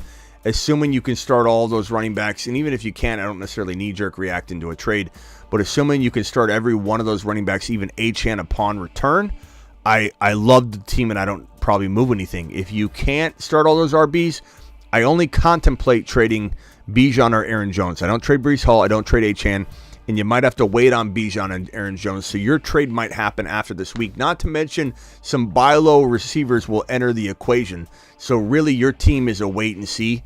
I think that's the only thing that you want to do is wait. I think standing down is the best option for you. And then Michael Smith, which wide receiver? This is a $10 hauler as well.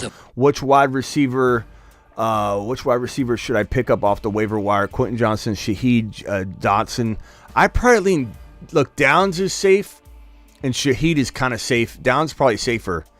Shaheed's kind of hit and miss, but he's consistently inconsistent, as we say, with big games, but inconsistently. I would say Dotson, I have a feeling, is going to continue. I think he's kind of the key to what's been going on and going good for Howell, especially last week when he was the number 1 quarterback in fantasy football last week. Not that will continue, but I really, really, really like him. I only have Watson, Nico, and Douglas on my bench. I would say Dotson feels like Downs is probably the safest overall, and he's steady. He's probably going to give you 8 to 12 points. So if you need that steady Eddie, go Downs. It really is the safest move. Dotson will get you 2 points, or he'll get you 20. It's kind of tough. There's no real way to sugarcoat that. That's the way it is. Like high upside or safety, what do you need? Smitty, pick one, Kyle Pitts or Jake Ferguson or Taysom. Give me Taysom. It's a same concept. 1 point, he could get you 1 point, 0 points, 2 points, or 20. And last week he got me 21 points in my super flex spot because he's QB and tight end eligible. So that's the way I roll. But with London out, Kyle Pitts is also a very, very nice play. And Perps with the last super chat at the moment to catch up, $20 hauler. Alert. Super chat alert. Perps, absolute monster. Smitty, I need to drop one guy, 6-man bench. Who do you drop currently on my bench? Fields, Gibbs, Spears, Sharps, Douglas, Logan Thomas, Tank Dell.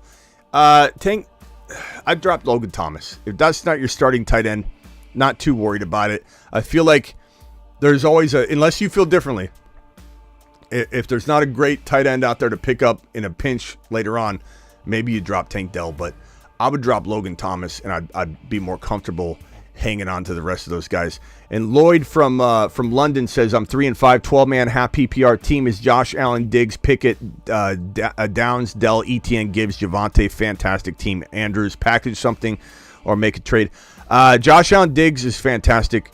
ETN, Gibbs, Javonte, I love it. Pacheco. I'm maybe trying to move Gibbs, Pacheco, Javonte, one of those guys with potentially... Maybe you got to do a straight across trade, like Gibbs for Kupp, Pacheco for Olave, to get that wide receiver in there. Because you got, but then again, you do that, then you're light at running back. You know what? Keep Gibbs, keep ETN, keep Diggs, keep Josh Allen, keep Andrews. You're trying to trade Pacheco or Javonte straight across for a wide receiver. You know who would be a good wide receiver to potentially go get using Javonte and maybe Dell or whoever the hell you could throw into it would be Debo. He's on a bye week. He's been injured. I don't know if his owner will be crafty enough to know he's coming back. Ridley also fits the bill, but it would have to be the Javonte, not Pacheco. And I probably hold on to Pacheco before. I would trade Pacheco for Olave in that situation. I would, and I think Olave pops off this week, so it might not be attainable next week. Past that, I think your team, maybe you wait a week before you make a move and let some values increase. Maybe even Tank Dell pops off and you can then trade him. $2 hauler just accepted T. Higgins for Warren. Look, Warren's really good. I don't know that I would say you smash that trade or like I'm not going to hit the got him button. I love Warren, and if Najee gets injured, and that's not hard to fathom. I'm just going to say right now. Yeah, that's me projecting injury. That's me trying to predict it, and everyone says you can't predict injury. Well, you know what?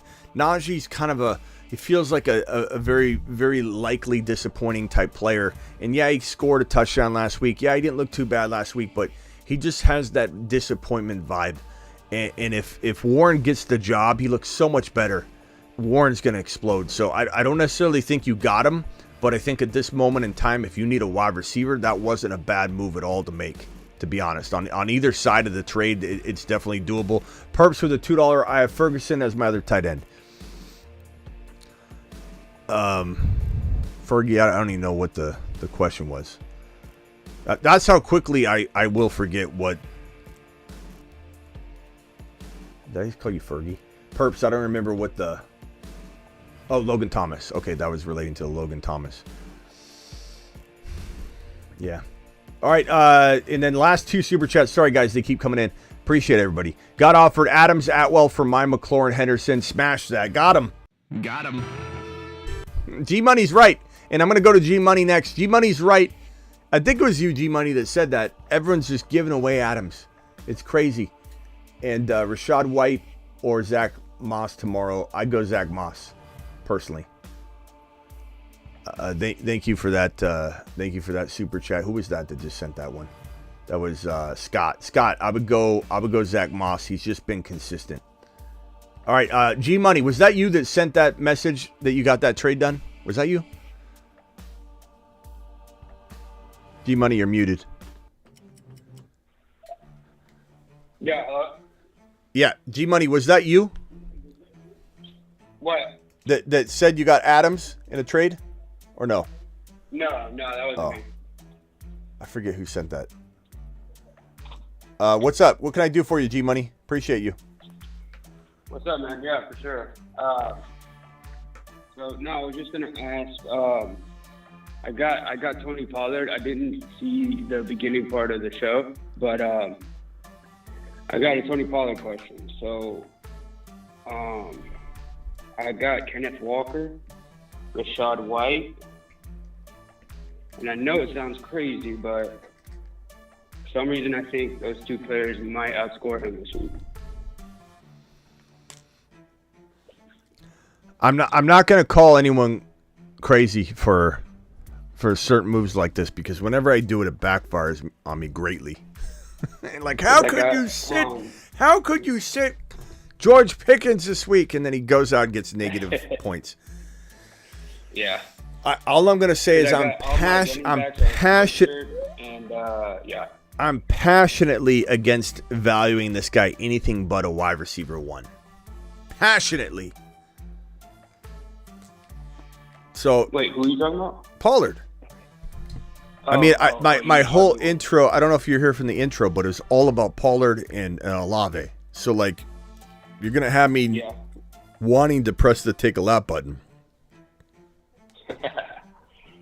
Yeah. You can't. I know. I mean, you got to start. Really you got to start your studs, bro. Walker and Pollard cannot sit. For sure. All right, man. Yeah, I guess that's it. In my opinion, does anybody disagree with me? You can certainly speak your mind. I just think it's like this Pollard overreaction stuff is crazy, as is the Puka and Cooper Kupp. Like, look, Stafford's 99% out. He's out. All intents purposes, and maybe even the tweet came across here a minute ago, and I haven't seen it yet. Stafford's out, practically speaking. And I'm not sitting Puka or Cooper Kupp. I can't think of one scenario where I'm sitting Puka or Cooper Kupp. It just doesn't make any sense. No, but I guess what I'm saying is like Rachaad White for sure. No, I was just throwing him in there because I have him on my team, but it's more of Kenneth Walker. It's like he doesn't have a easy matchup either, but I just feel like he's been doing better than Pollard lately. He hasn't been doing better than Pollard lately. He's been a top 5 running back, my guy. He had one bad game his last contest. He's been a top 5 running back. He's been, if he hasn't done it through multiple touchdown games, he had his 100-yard game with no scores, but he's been scoring. He's been doing it live, and there's just I'm talking about Walker. I know. Yeah, I'm saying he's been doing better than Pollard. But I'm saying not even better. He's been a top 5 running back, yeah. But he's not. He's not even in this conversation. Like having a conversation about sitting one of Pollard or Walker is uncomfortable for me.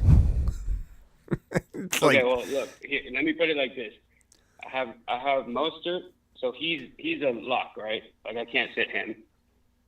Pollard should be a lock. Walker should be a lock. I mean, I only have a certain amount of spots here.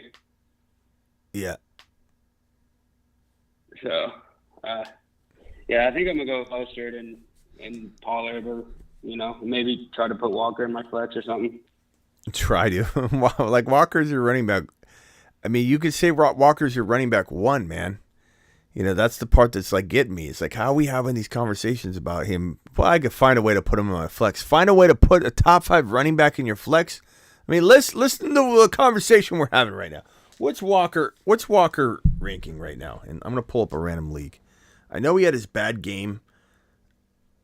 I'm pulling up a league right here.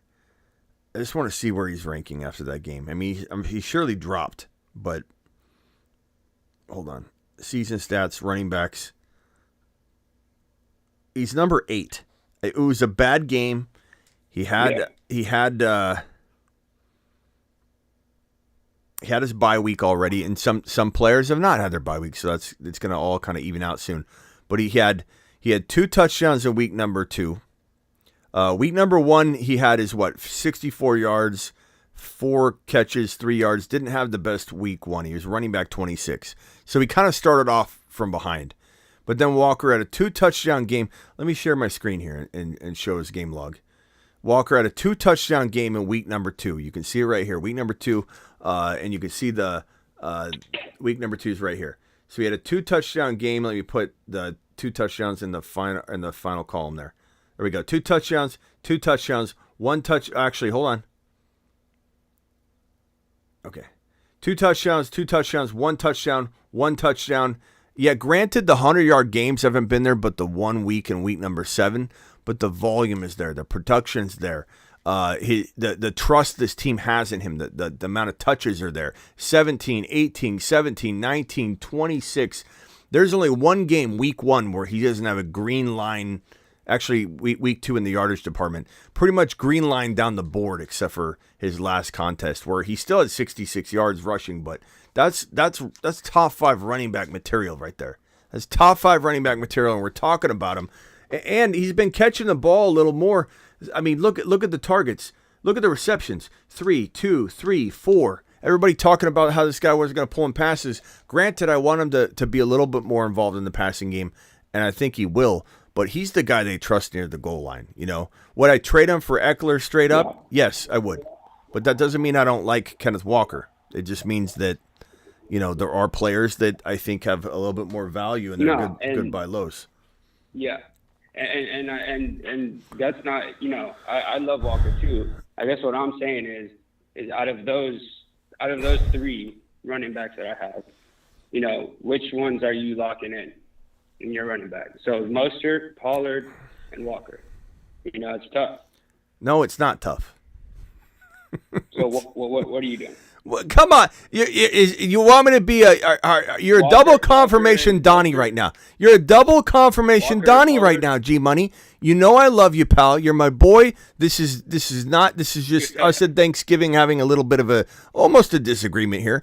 But you're a double down Donnie, because you've literally heard me preach to you about how, and I agree with you, Mostert needs to be in there, how Pollard and Walker can't be benched, and you still want me to say it. I do this to Miss Smitty all the time in the fridge.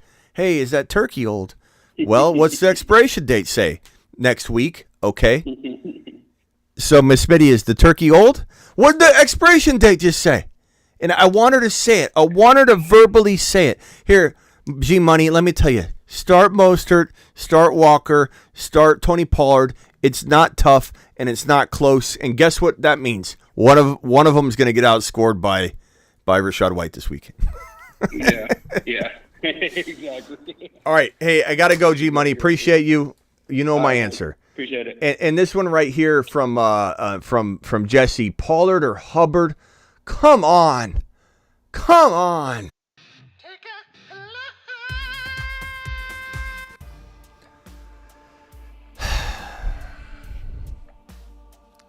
You know, I just don't know. 2-1. What is this? 214 or no 214 caller. Where are you calling from? What's your name? Texas. Dallas, Texas. Yeah, what's your name?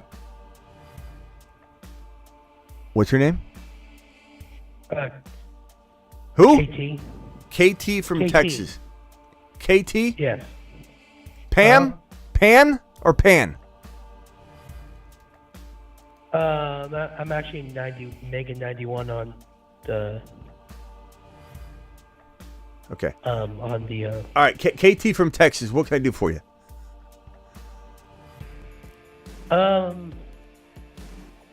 Is this Smitty?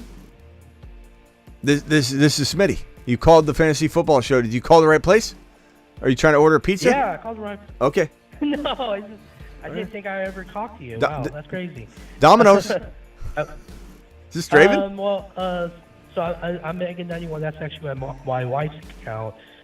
She helps me spell actual reading and writing. So, I sent those. I did not mean to do that many, but you don't have a $15 super chat. So, the reason I was trying to get your approval on those two trades, and now I think I have a pretty good team on my 12th thing, but I don't know if I can go with. I'll try to start 3 running backs because in that league, the third. Hey! Don't worry about the details. Just give me the question. Let's start there. And I appreciate your super chats, bro. But let's start off. Let's go with the question. Oh, the question is,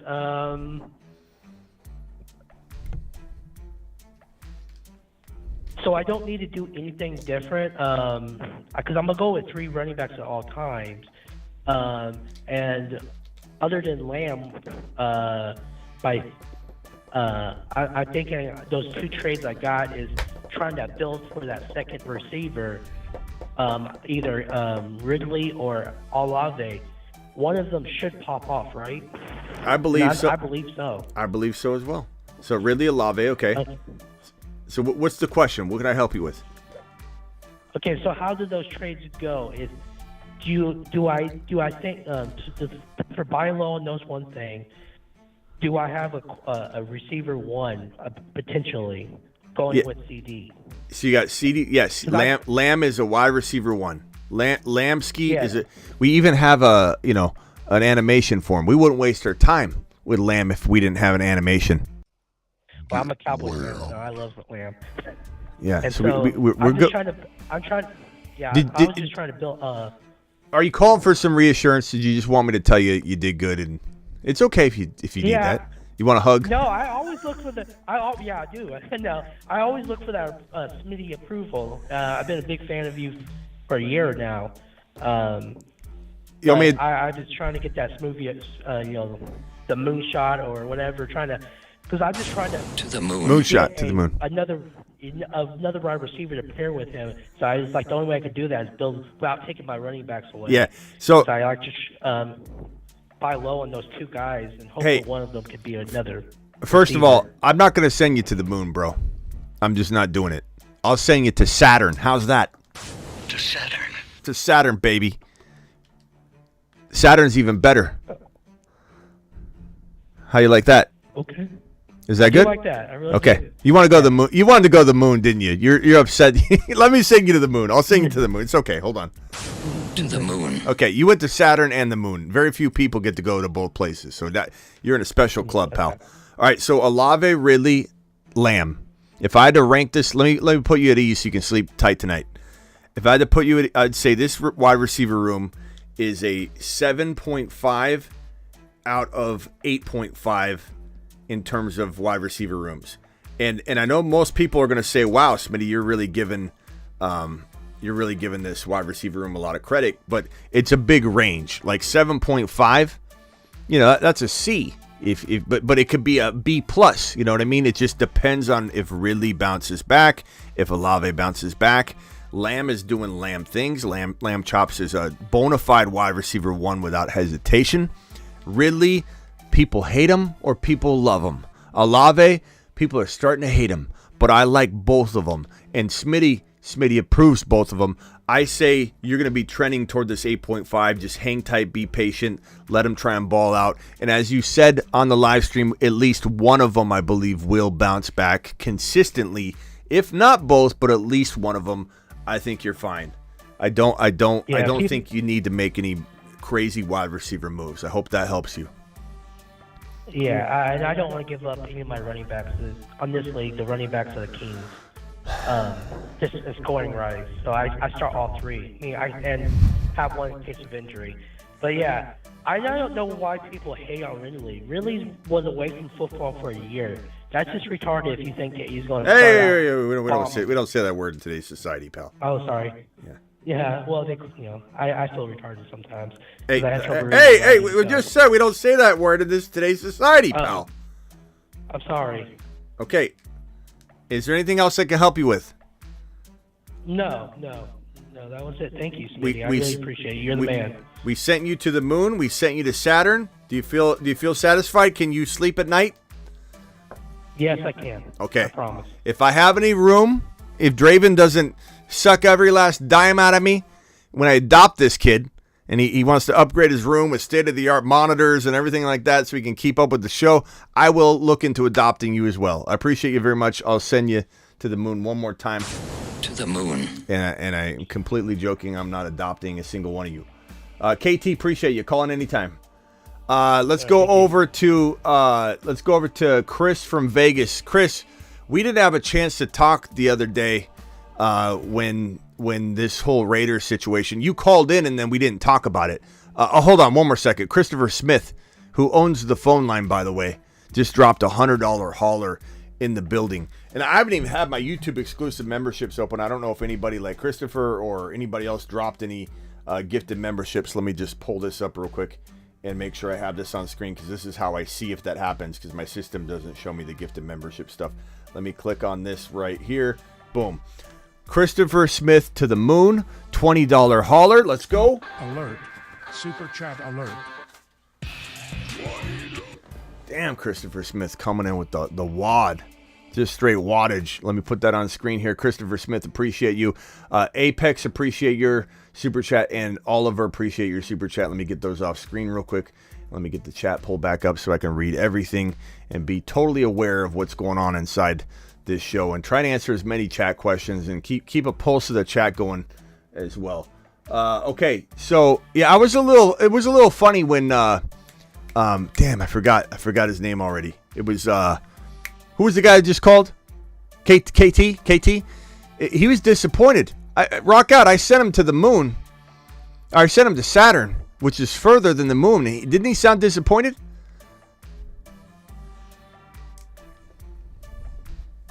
Okay, Rockout's not there. Chris. He did. Yeah, he did. Okay, Chris. So anyways, Las Vegas. You got to be excited about what's going on. You called in the other day and when you left, I'm like, "Chris, call back in." And I don't know if you heard me, but I wanted to ask you about what you thought and how do you feel about pessimistic Smitty, guy just taking it to your hometown team every chance I get. Vegas this, Vegas that, Jacobs this, Jimmy G sucks. And all of a sudden you hear Smitty coming through with it. Buy Devontae Adams. Stock is on the rise. O'Connell, let's go. This coach seems like the player's coach. You got Devontae Adams saying he's going to run through a wall for his coach already. And Adams being one of the best buy low players in fantasy right now. I want to know how you feel about hearing a little bit different vibe from me on this. Does it make you feel pretty good? How are you feeling? Well, I'll be honest, Smitty. I'm not a Raider fan. I live in Vegas, but I'm not a Raider fan. I like misery, so I'm a Carolina Panther fan. What a build-up. But I will tell you, though, the vibe out here in Vegas regarding the Raiders, from what I've seen from the people that are Raider fans, it's almost like they won the Super Bowl when they started cleaning house with the coaching staff. Bro. And it's like it's reinvigorated the fan base out here, and they're really happy that O'Connell started. Can you text Reebok to call in? Reebok hasn't called in a long time, and I don't know how he's feeling. And I'd love for Reebok to call in. Get Reebok. I'll reach out to him. He was dealing with the loss of his mom, so he's been kind of going through a little bit. Yeah, well, I'd like to be here for him. So tell him to call in, and we'll talk about the Raiders. But I will do. Okay, so anyways, what do you got for me then? So I wanted to get your opinion of a trade. So it would be me giving up Barkley and Godwin for Lockett and Aaron Jones. Barkley and Godwin for Lockett and A. Jones.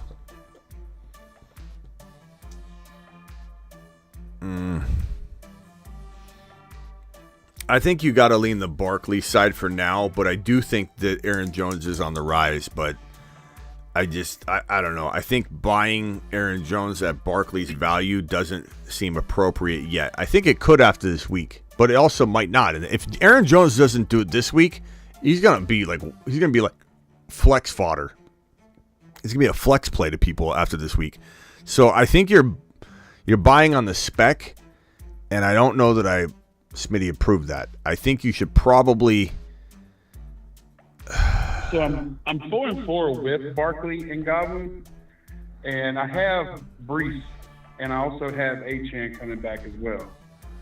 Yeah, if you're feeling great at RB, and you should, I'm using Barkley in a different manner, bro. I'm going after doubted Cooper Kupp. I'm going after a potential lamb chops. I'm going after even like Puka and something. I'm going after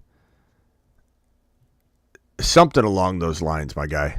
I just feel like you start doing this running back for running back thing, and it's like, what are you really solving? You're really good at RB. You're going to be fine at RB, right? So I would go I'll go across position. And the thing about trading a running back in this climate right now is everybody will overpay. They need one. You'll find 4 teams at least in your league that are starving for an RB. And then my next question is if the trade were to go through, if I even did the trade, and Aaron Jones were to go off, what do you think I should go for if Aaron Jones pops off this week? Good question, and there's a lot of people that might have that question because they have Aaron Jones and they can't get rid of him for anything. But Aaron Jones right now, do I still have time to get a dog? I do. So I got this hot dog cart, right? Like literally, it's 2 houses down because it's right on the corner of the street. Phoenix is weird. Have you ever been to Phoenix, Chris? No. Yeah, so like especially downtown Phoenix, there's like here's like the streets, and here's like a busy street. So let's call this like the main street right here.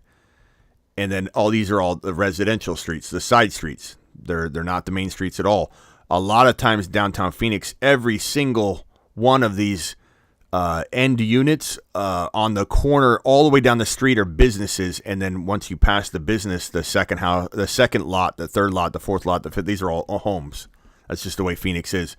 And this business on the corner has this hot dog stand. And I was in here the other night just saying, like, I wish there was hot dogs open late, and it happened. Like the next day, it's funny. So I'm gonna go get a dog in a little bit. I got time. Aaron Jones. Let's talk Aaron Jones.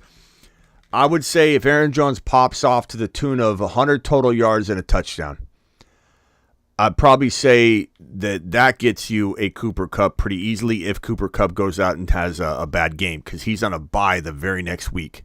I think you can get a Puka, so same thing. I think Aaron Jones pops off in a major way, and let's say Devonta Smith does bad again, then all of a sudden you can go get Smith and maybe something on top of that if he has 100 yards and a touchdown. Another wide receiver that comes to mind, I suppose, would be maybe a lower-end player that can get you also a RB. So let's say, Debo, he'll be coming off the bye week. He's supposed to be healthy. If Aaron Jones does really well and you need a wide receiver, I honestly wouldn't be afraid to do this straight up. As long as he doesn't feel like he's got, like if Aaron Jones does 180 yards and 3 touchdowns, he's a top 6 running back, like to everybody and their mother. And we're going to write off every single doubting feeling we have and write it off and attach it to he was injured. And now he's not. Like, that's the way we are as a fantasy football populace. If he has 100 yards and a touchdown even, no one's going to call him a top 5 running back. If he has 180 and 3 touchdowns, he will 100% be a top 6 running back to everybody and their mother and their grandmother. And so just fully depends on what he does. If he only has like 90 yards and a touch, 75 yards and a touch, I would trade for Debo straight up if you're in dire need of a wide receiver. I think Debo is one of the better buy lows. I would trade for Olave. Let's say Olave has 65 and a touchdown. Serviceable, good game, but not blowing away expectations. And Aaron Jones is 100 and a touch. Trade for Olave would be okay. Right. Do you happen to know if LaFleur, are they taking the training wheels off of Jones, or are they still going to give Dylan run? Yep. That's what they said. That's what LaFleur said. That's what but quotes sometimes are dished out and then not followed through on. We don't fully know, but I would say it sounds very, very, very much like this is going to be one of those things where Aaron Jones gets fully unlocked, and when you think about it, it's very logical, right? They're struggling. They're struggling bad. They need to run the ball. Yeah, they need to run the ball. They're struggling really bad, number one. They're also, Love is on the hot seat, and he needs to use the player that's going to help him develop.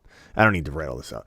He needs to use the player that helped him early on in the season score 3 touchdowns in week 1, 3 touchdowns in week 2. He had 6 total touchdowns in the first 2 weeks of the season, and I know he got hurt right away, but that was part of why defenses were game planning against the whole package. Once Aaron Jones was fully injured and out, and defenses started deciding, let's make Jordan Love win this game. And they took away the run. Then they started, just taking away Love's ability to navigate the field, and it's just like one thing after another. If Aaron Jones comes back and is Aaron Jones of old, number one, he could be the number 1 pass catcher on the entire roster, and that's not taken away from Christian Watson. It's just saying that this guy is a PPR monster. So if he comes back to form, Jordan Love comes back to form, So we'll have to see.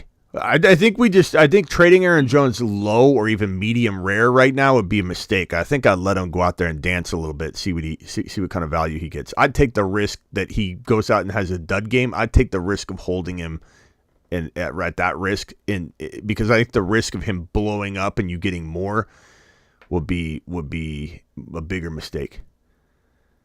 Okay.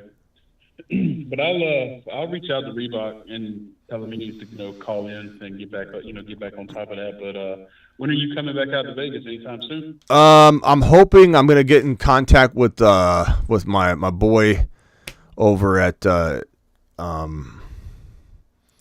Circa and Stadium Swim and see if we can get some sort of like Smitty ball, draft, draft weekend. Where, it's X number per person to get into it. It comes with the draft board and the space and everything and everything. I'll have to find out what the package would be. We'd have to probably so many people purchase it, I would assume. But we could create some sort of Smitty ball I was thinking canes. Everybody has a plastic cane that they have to, bring into the facility. I think that'd be cool. All right. See you later, Chris. Appreciate you. All right, appreciate you. Rock Out, I think, hung up. Rock Out, call back in if you have another question. Let's go to Nate from Wisco. Nate, I'm sorry I got to keep you short. I got super chats on the screen, and it's late, and I got to go get a dog in a minute. So what can I do for you? You got 30. We'll make it short. I got an update on that trade. It ended up going Eckler, Garrett Wilson, and Adam Thielen for Walker, Devontae Smith, and a chain. Say it again. Eckler, Garrett Wilson, and Adam Thielen. For what? For Walker, Achan, and Devontae Adams.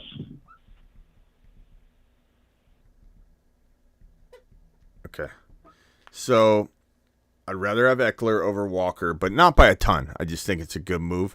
I'd rather have Achan over Garrett Wilson by, this is hard to evaluate like this. I would say this is going to sound crazy to everybody, but I'd rather have Achan over Eckler, or at least call them even. So let's wash them out. And then Walker or Adams versus Garrett Wilson. I'd rather have Adams over Garrett Wilson by quite a bit, and Walker annihilates Adam Thielen. So it's a smash. It's a home run, no matter which way you want to pit those guys against each other. It's an absolute clobber. Perfect. Clobber fest. I was trying to figure out which wide to throw him because you wanted another wide receiver, and I had a few that I could toss him, but I figured Thielen would probably be the one to go with. Yeah. Good job, bro. Appreciate it, man. Smash it. All right, later. Draven, you got anything else before I kick you off the phone line there, son? Okay, listen, Smitty. Okay, who did you just say kills Adam Thielen? Adams. Is that what I said? Pull up those stats. No, and look at them. No, but anyway. No, but I mean, going forward, Draven, going forward. Okay. Anyways, but I got a thing for you, man.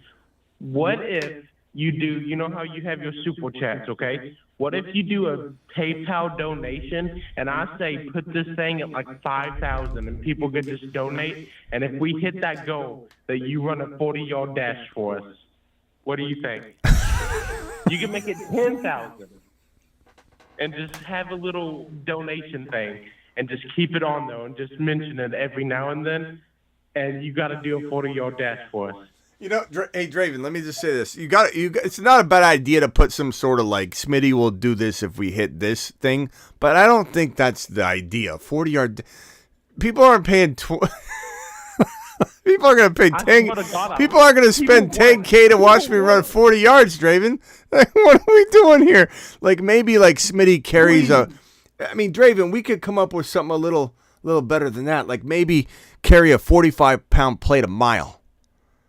Or more than that. Carry a 45-pound plate 5 miles or something like that. Or maybe do a 40-yard dash over that. Well, but no one wants to. No one's gonna. That's not a good enough thing, Draven. I'll go run a 40-yard dash at any moment.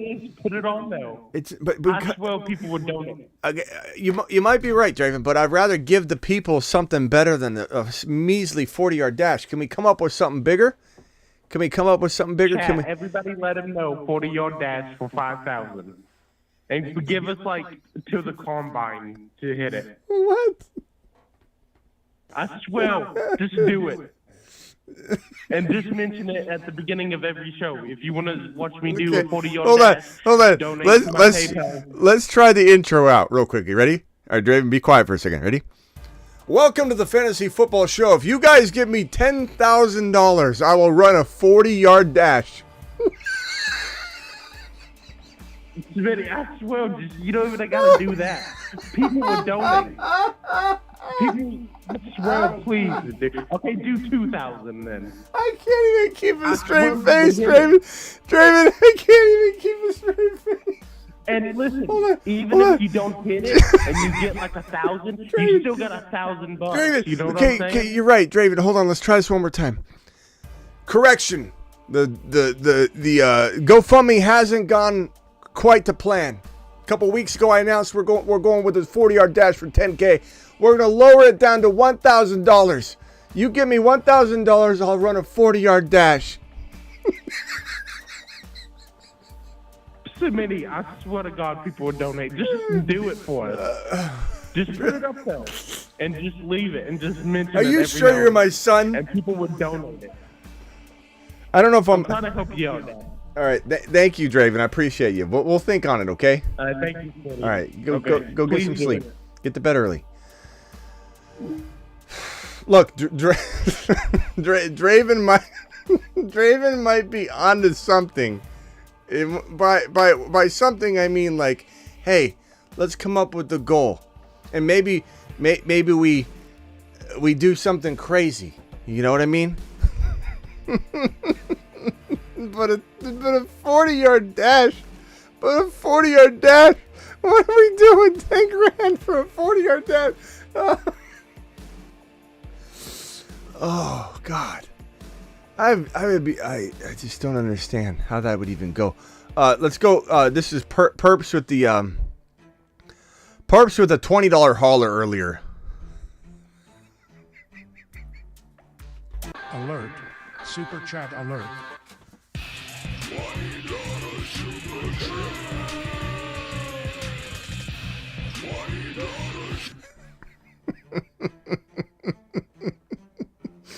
Oh, I'm sorry, but that was just hilarious. Stanton says, hot dogs on me. I'm going to go get a dog on Stanton. Let's go, Stanton, to the moon. Alert. Super chat alert. Stanton doesn't even want a 40-yard dash. He just says, go get a dog. Maybe Draven's right.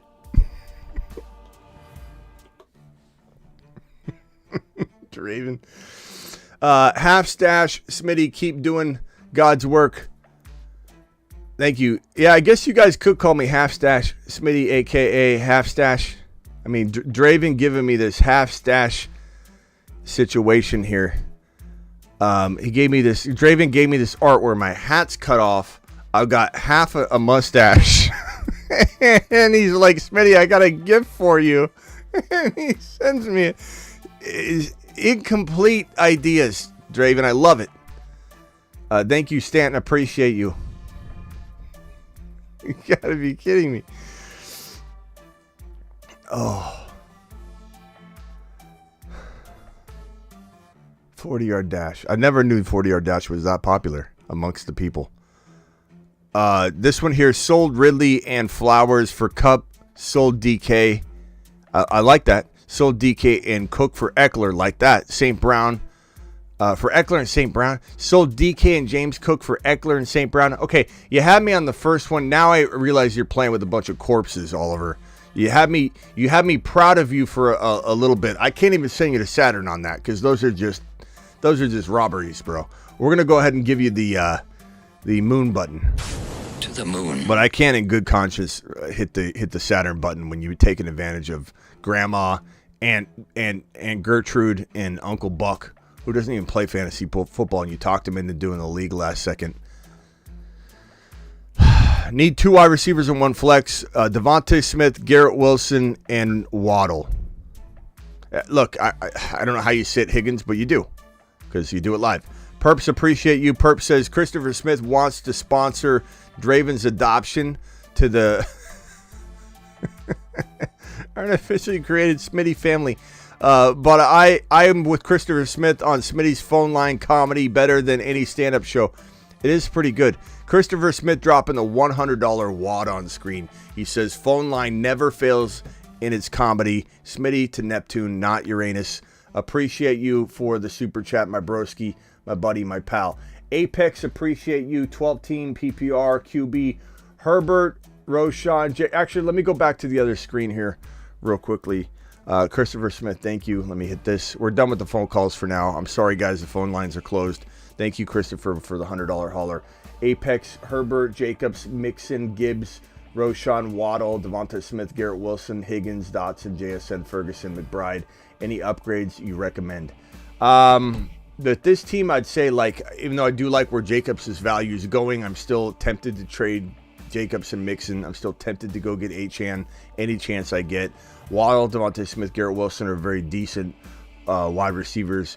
I think, you know, Higgins is expendable. So if it's me, I'm getting rid of Ferguson to any team that needs a tight end, and I'm giving them, you know, Higgins and Jacobs for just a tiny bit of a running back upgrade. Even if it's like not Eckler, but slightly below Eckler, I'm doing it live. Mixon for JT, give up Fergie. Mixon to JT, give up Higgins. Those are the moves, Apex, that I think make the most sense for your team at this current moment in time. Pollard would be another RB. Those guys are all buy lowest. Got Achane. Do I want to trade him for Pacheco and Olave? Pretty tempting. I mean, but I probably roll with Achane personally. But that's pretty tempting. If you need players, and it looks like you might, I have Aaron Jones, James Cook, Chuba Hubbard, Sharps, and Pierce. You don't have a lot of great RBs. Pacheco and Olave are pretty damn good. I'd probably still lean Achane because he's a top 5 running back to me. So I'm going to say negative on that, Ghost Rider, but I don't blame you for thinking about that. And I wouldn't blame you for doing it. 2 running backs in a flex, Mixon, Bijan, Pacheco, Puka. Go Bijan, Pacheco, and Puka. Let it ride. But anything can happen. Those are very, very close calls. Corey with a super chat. Start Puka or Gabe Davis tomorrow. I'm not sitting Puka. It doesn't mean that Gabe Davis can outscore him. I want to make that abundantly clear.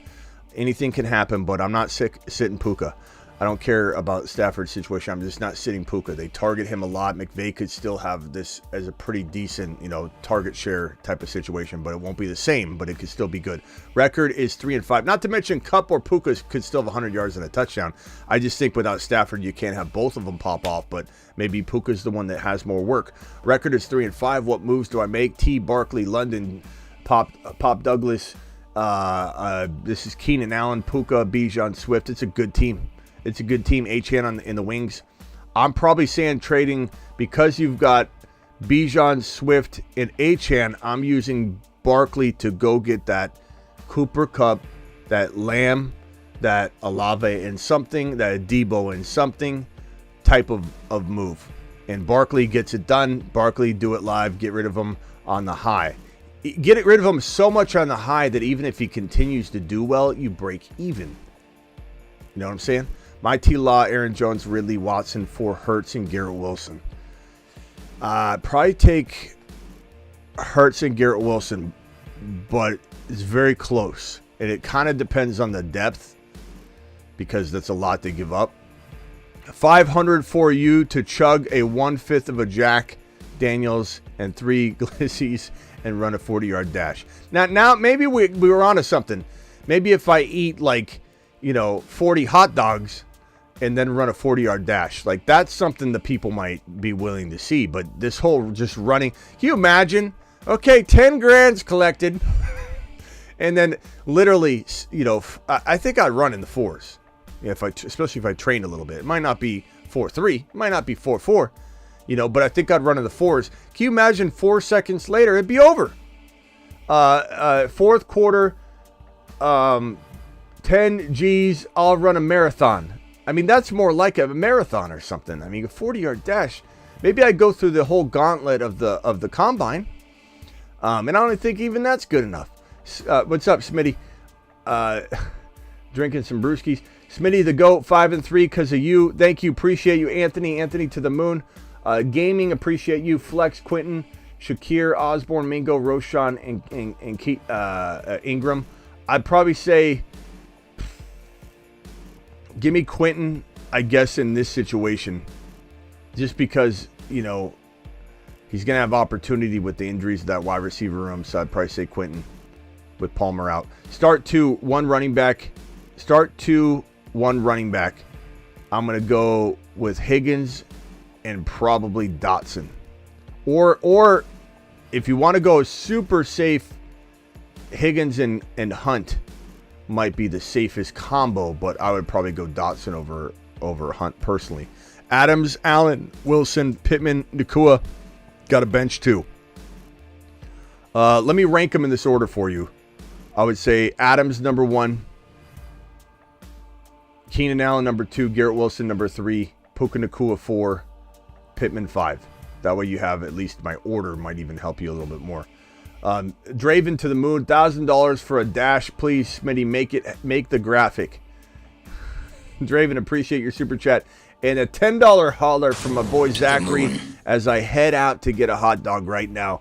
Jamar Chase, my wide receiver 1. I got DJ Moore, Christian Kirk, Tank Dell, Elijah Moore, and Brandon Cooks. I want to trade for a solid wide receiver 2 like Garrett Wilson. Trade Kirk and Cooks for Garrett Wilson? Of course I'd do that. But no one's going to do that because what's Cooks? Like, who's going to give you, okay, I'll upgrade Kirk into Wilson by getting Cooks. That's not going to do it. Or who should you go after? Kirk and I don't think any of these guys are good enough to throw in, my guy. Like DJ Moore. I don't know if DJ Moore could even get you that. I don't know what your running backs look like, but I'd say Debo. You want a good target? Debo has wide receiver 1 potential. Olave has wide receiver 1 potential. Ridley has wide receiver 1 potential, and they cost so much less than that. Zachary, that probably helps you out more than anything. Those are the 3 targets to go get. Use Kirk and some bench pieces for sure. And DJ Moore to go get Debo and something, you know, like, and I especially like the idea of getting Achane in a DJ Moore and Kirk for Achane and Debo like type of move or something crazy, and you give up another player that I don't have in front of me right now, but like at least those wide receivers are the targets for you. Flex 1 PPR, Christian Watson or Singletary. I'm gonna go Watson. I'm not giving up on my boy Watson. Appreciate every single one of you. I'll see you all tomorrow for the kickoff show. Week 9 morning show, 1 hour before the main morning slate of games. We're not going live before the very one early game, but 1 hour before the main slate of morning games, we go live. Don't forget the daylight savings thing kicks in tomorrow, or it kicks in at 2 a.m. Eastern.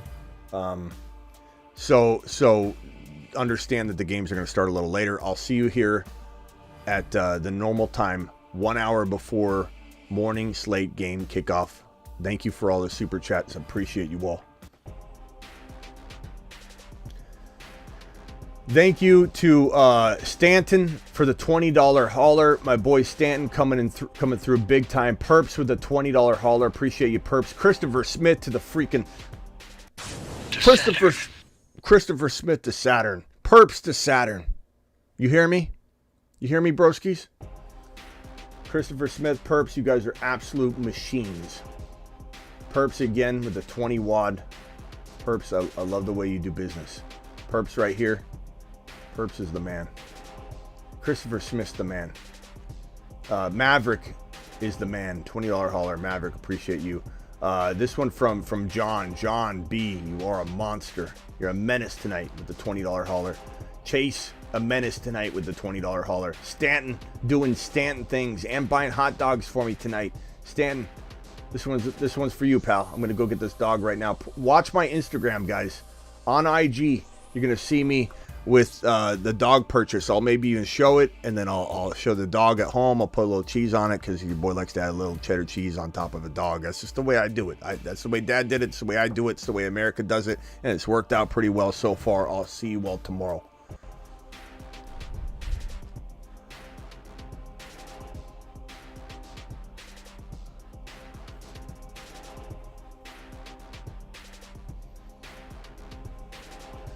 Zachary says, start Tank Dell or Brandon Cooks at flex. I'm going Tank Dell, baby.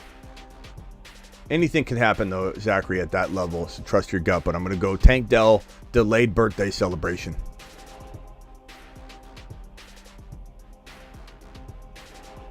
I think there might be better options, though.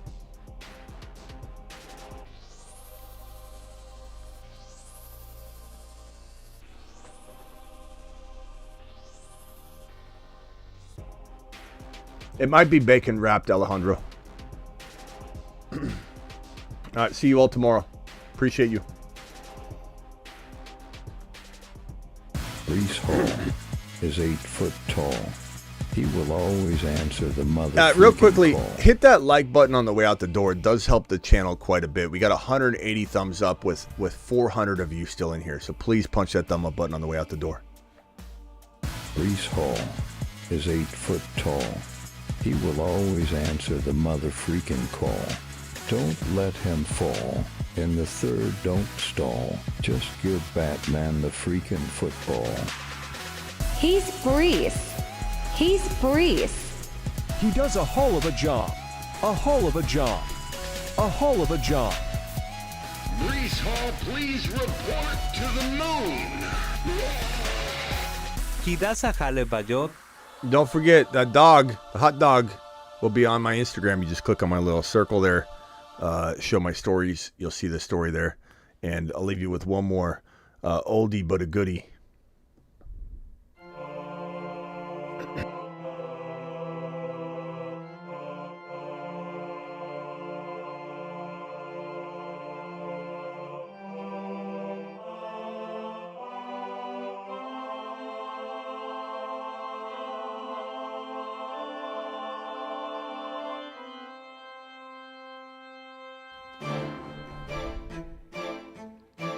Lego Batman's out on patrol. He's getting Bijan found, secured. He's going to secure the Bijan bag. This will be, we did good on it last week. We found Devontae Smith. Deuces.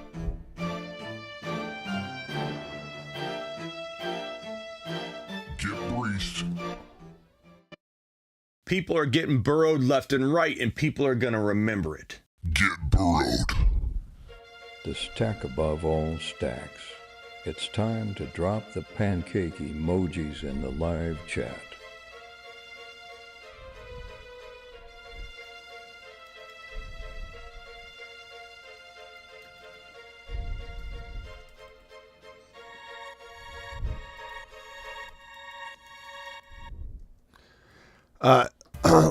Last one here is from this is one from Tex. Tex, you said super quick, Nico or Evans. I go Evans, but honestly, this is a coin flip. I mean, Nico can ball at any moment, bro. Nico could drop 100 and a touch at any given moment. So trust your gut. And in fact, chat, could you vote on the way out the door, please? For Tex, can you give your vote, Evans or Nico? Nico or Evans? Evans feels a bit safer. Nico's higher risk, higher reward, maybe. Maybe not. I mean, Evans has the capability to, but please vote on the way out the door. I'll see you all there. All right, finally out this time for real. 8 p.m. Eastern, Monday through Friday, live whenever big news breaks. Hit that like button on the way out the door. We got 195 thumbs up. 308 of you still in here waiting to see what happens next, but I'm hitting the end button right now.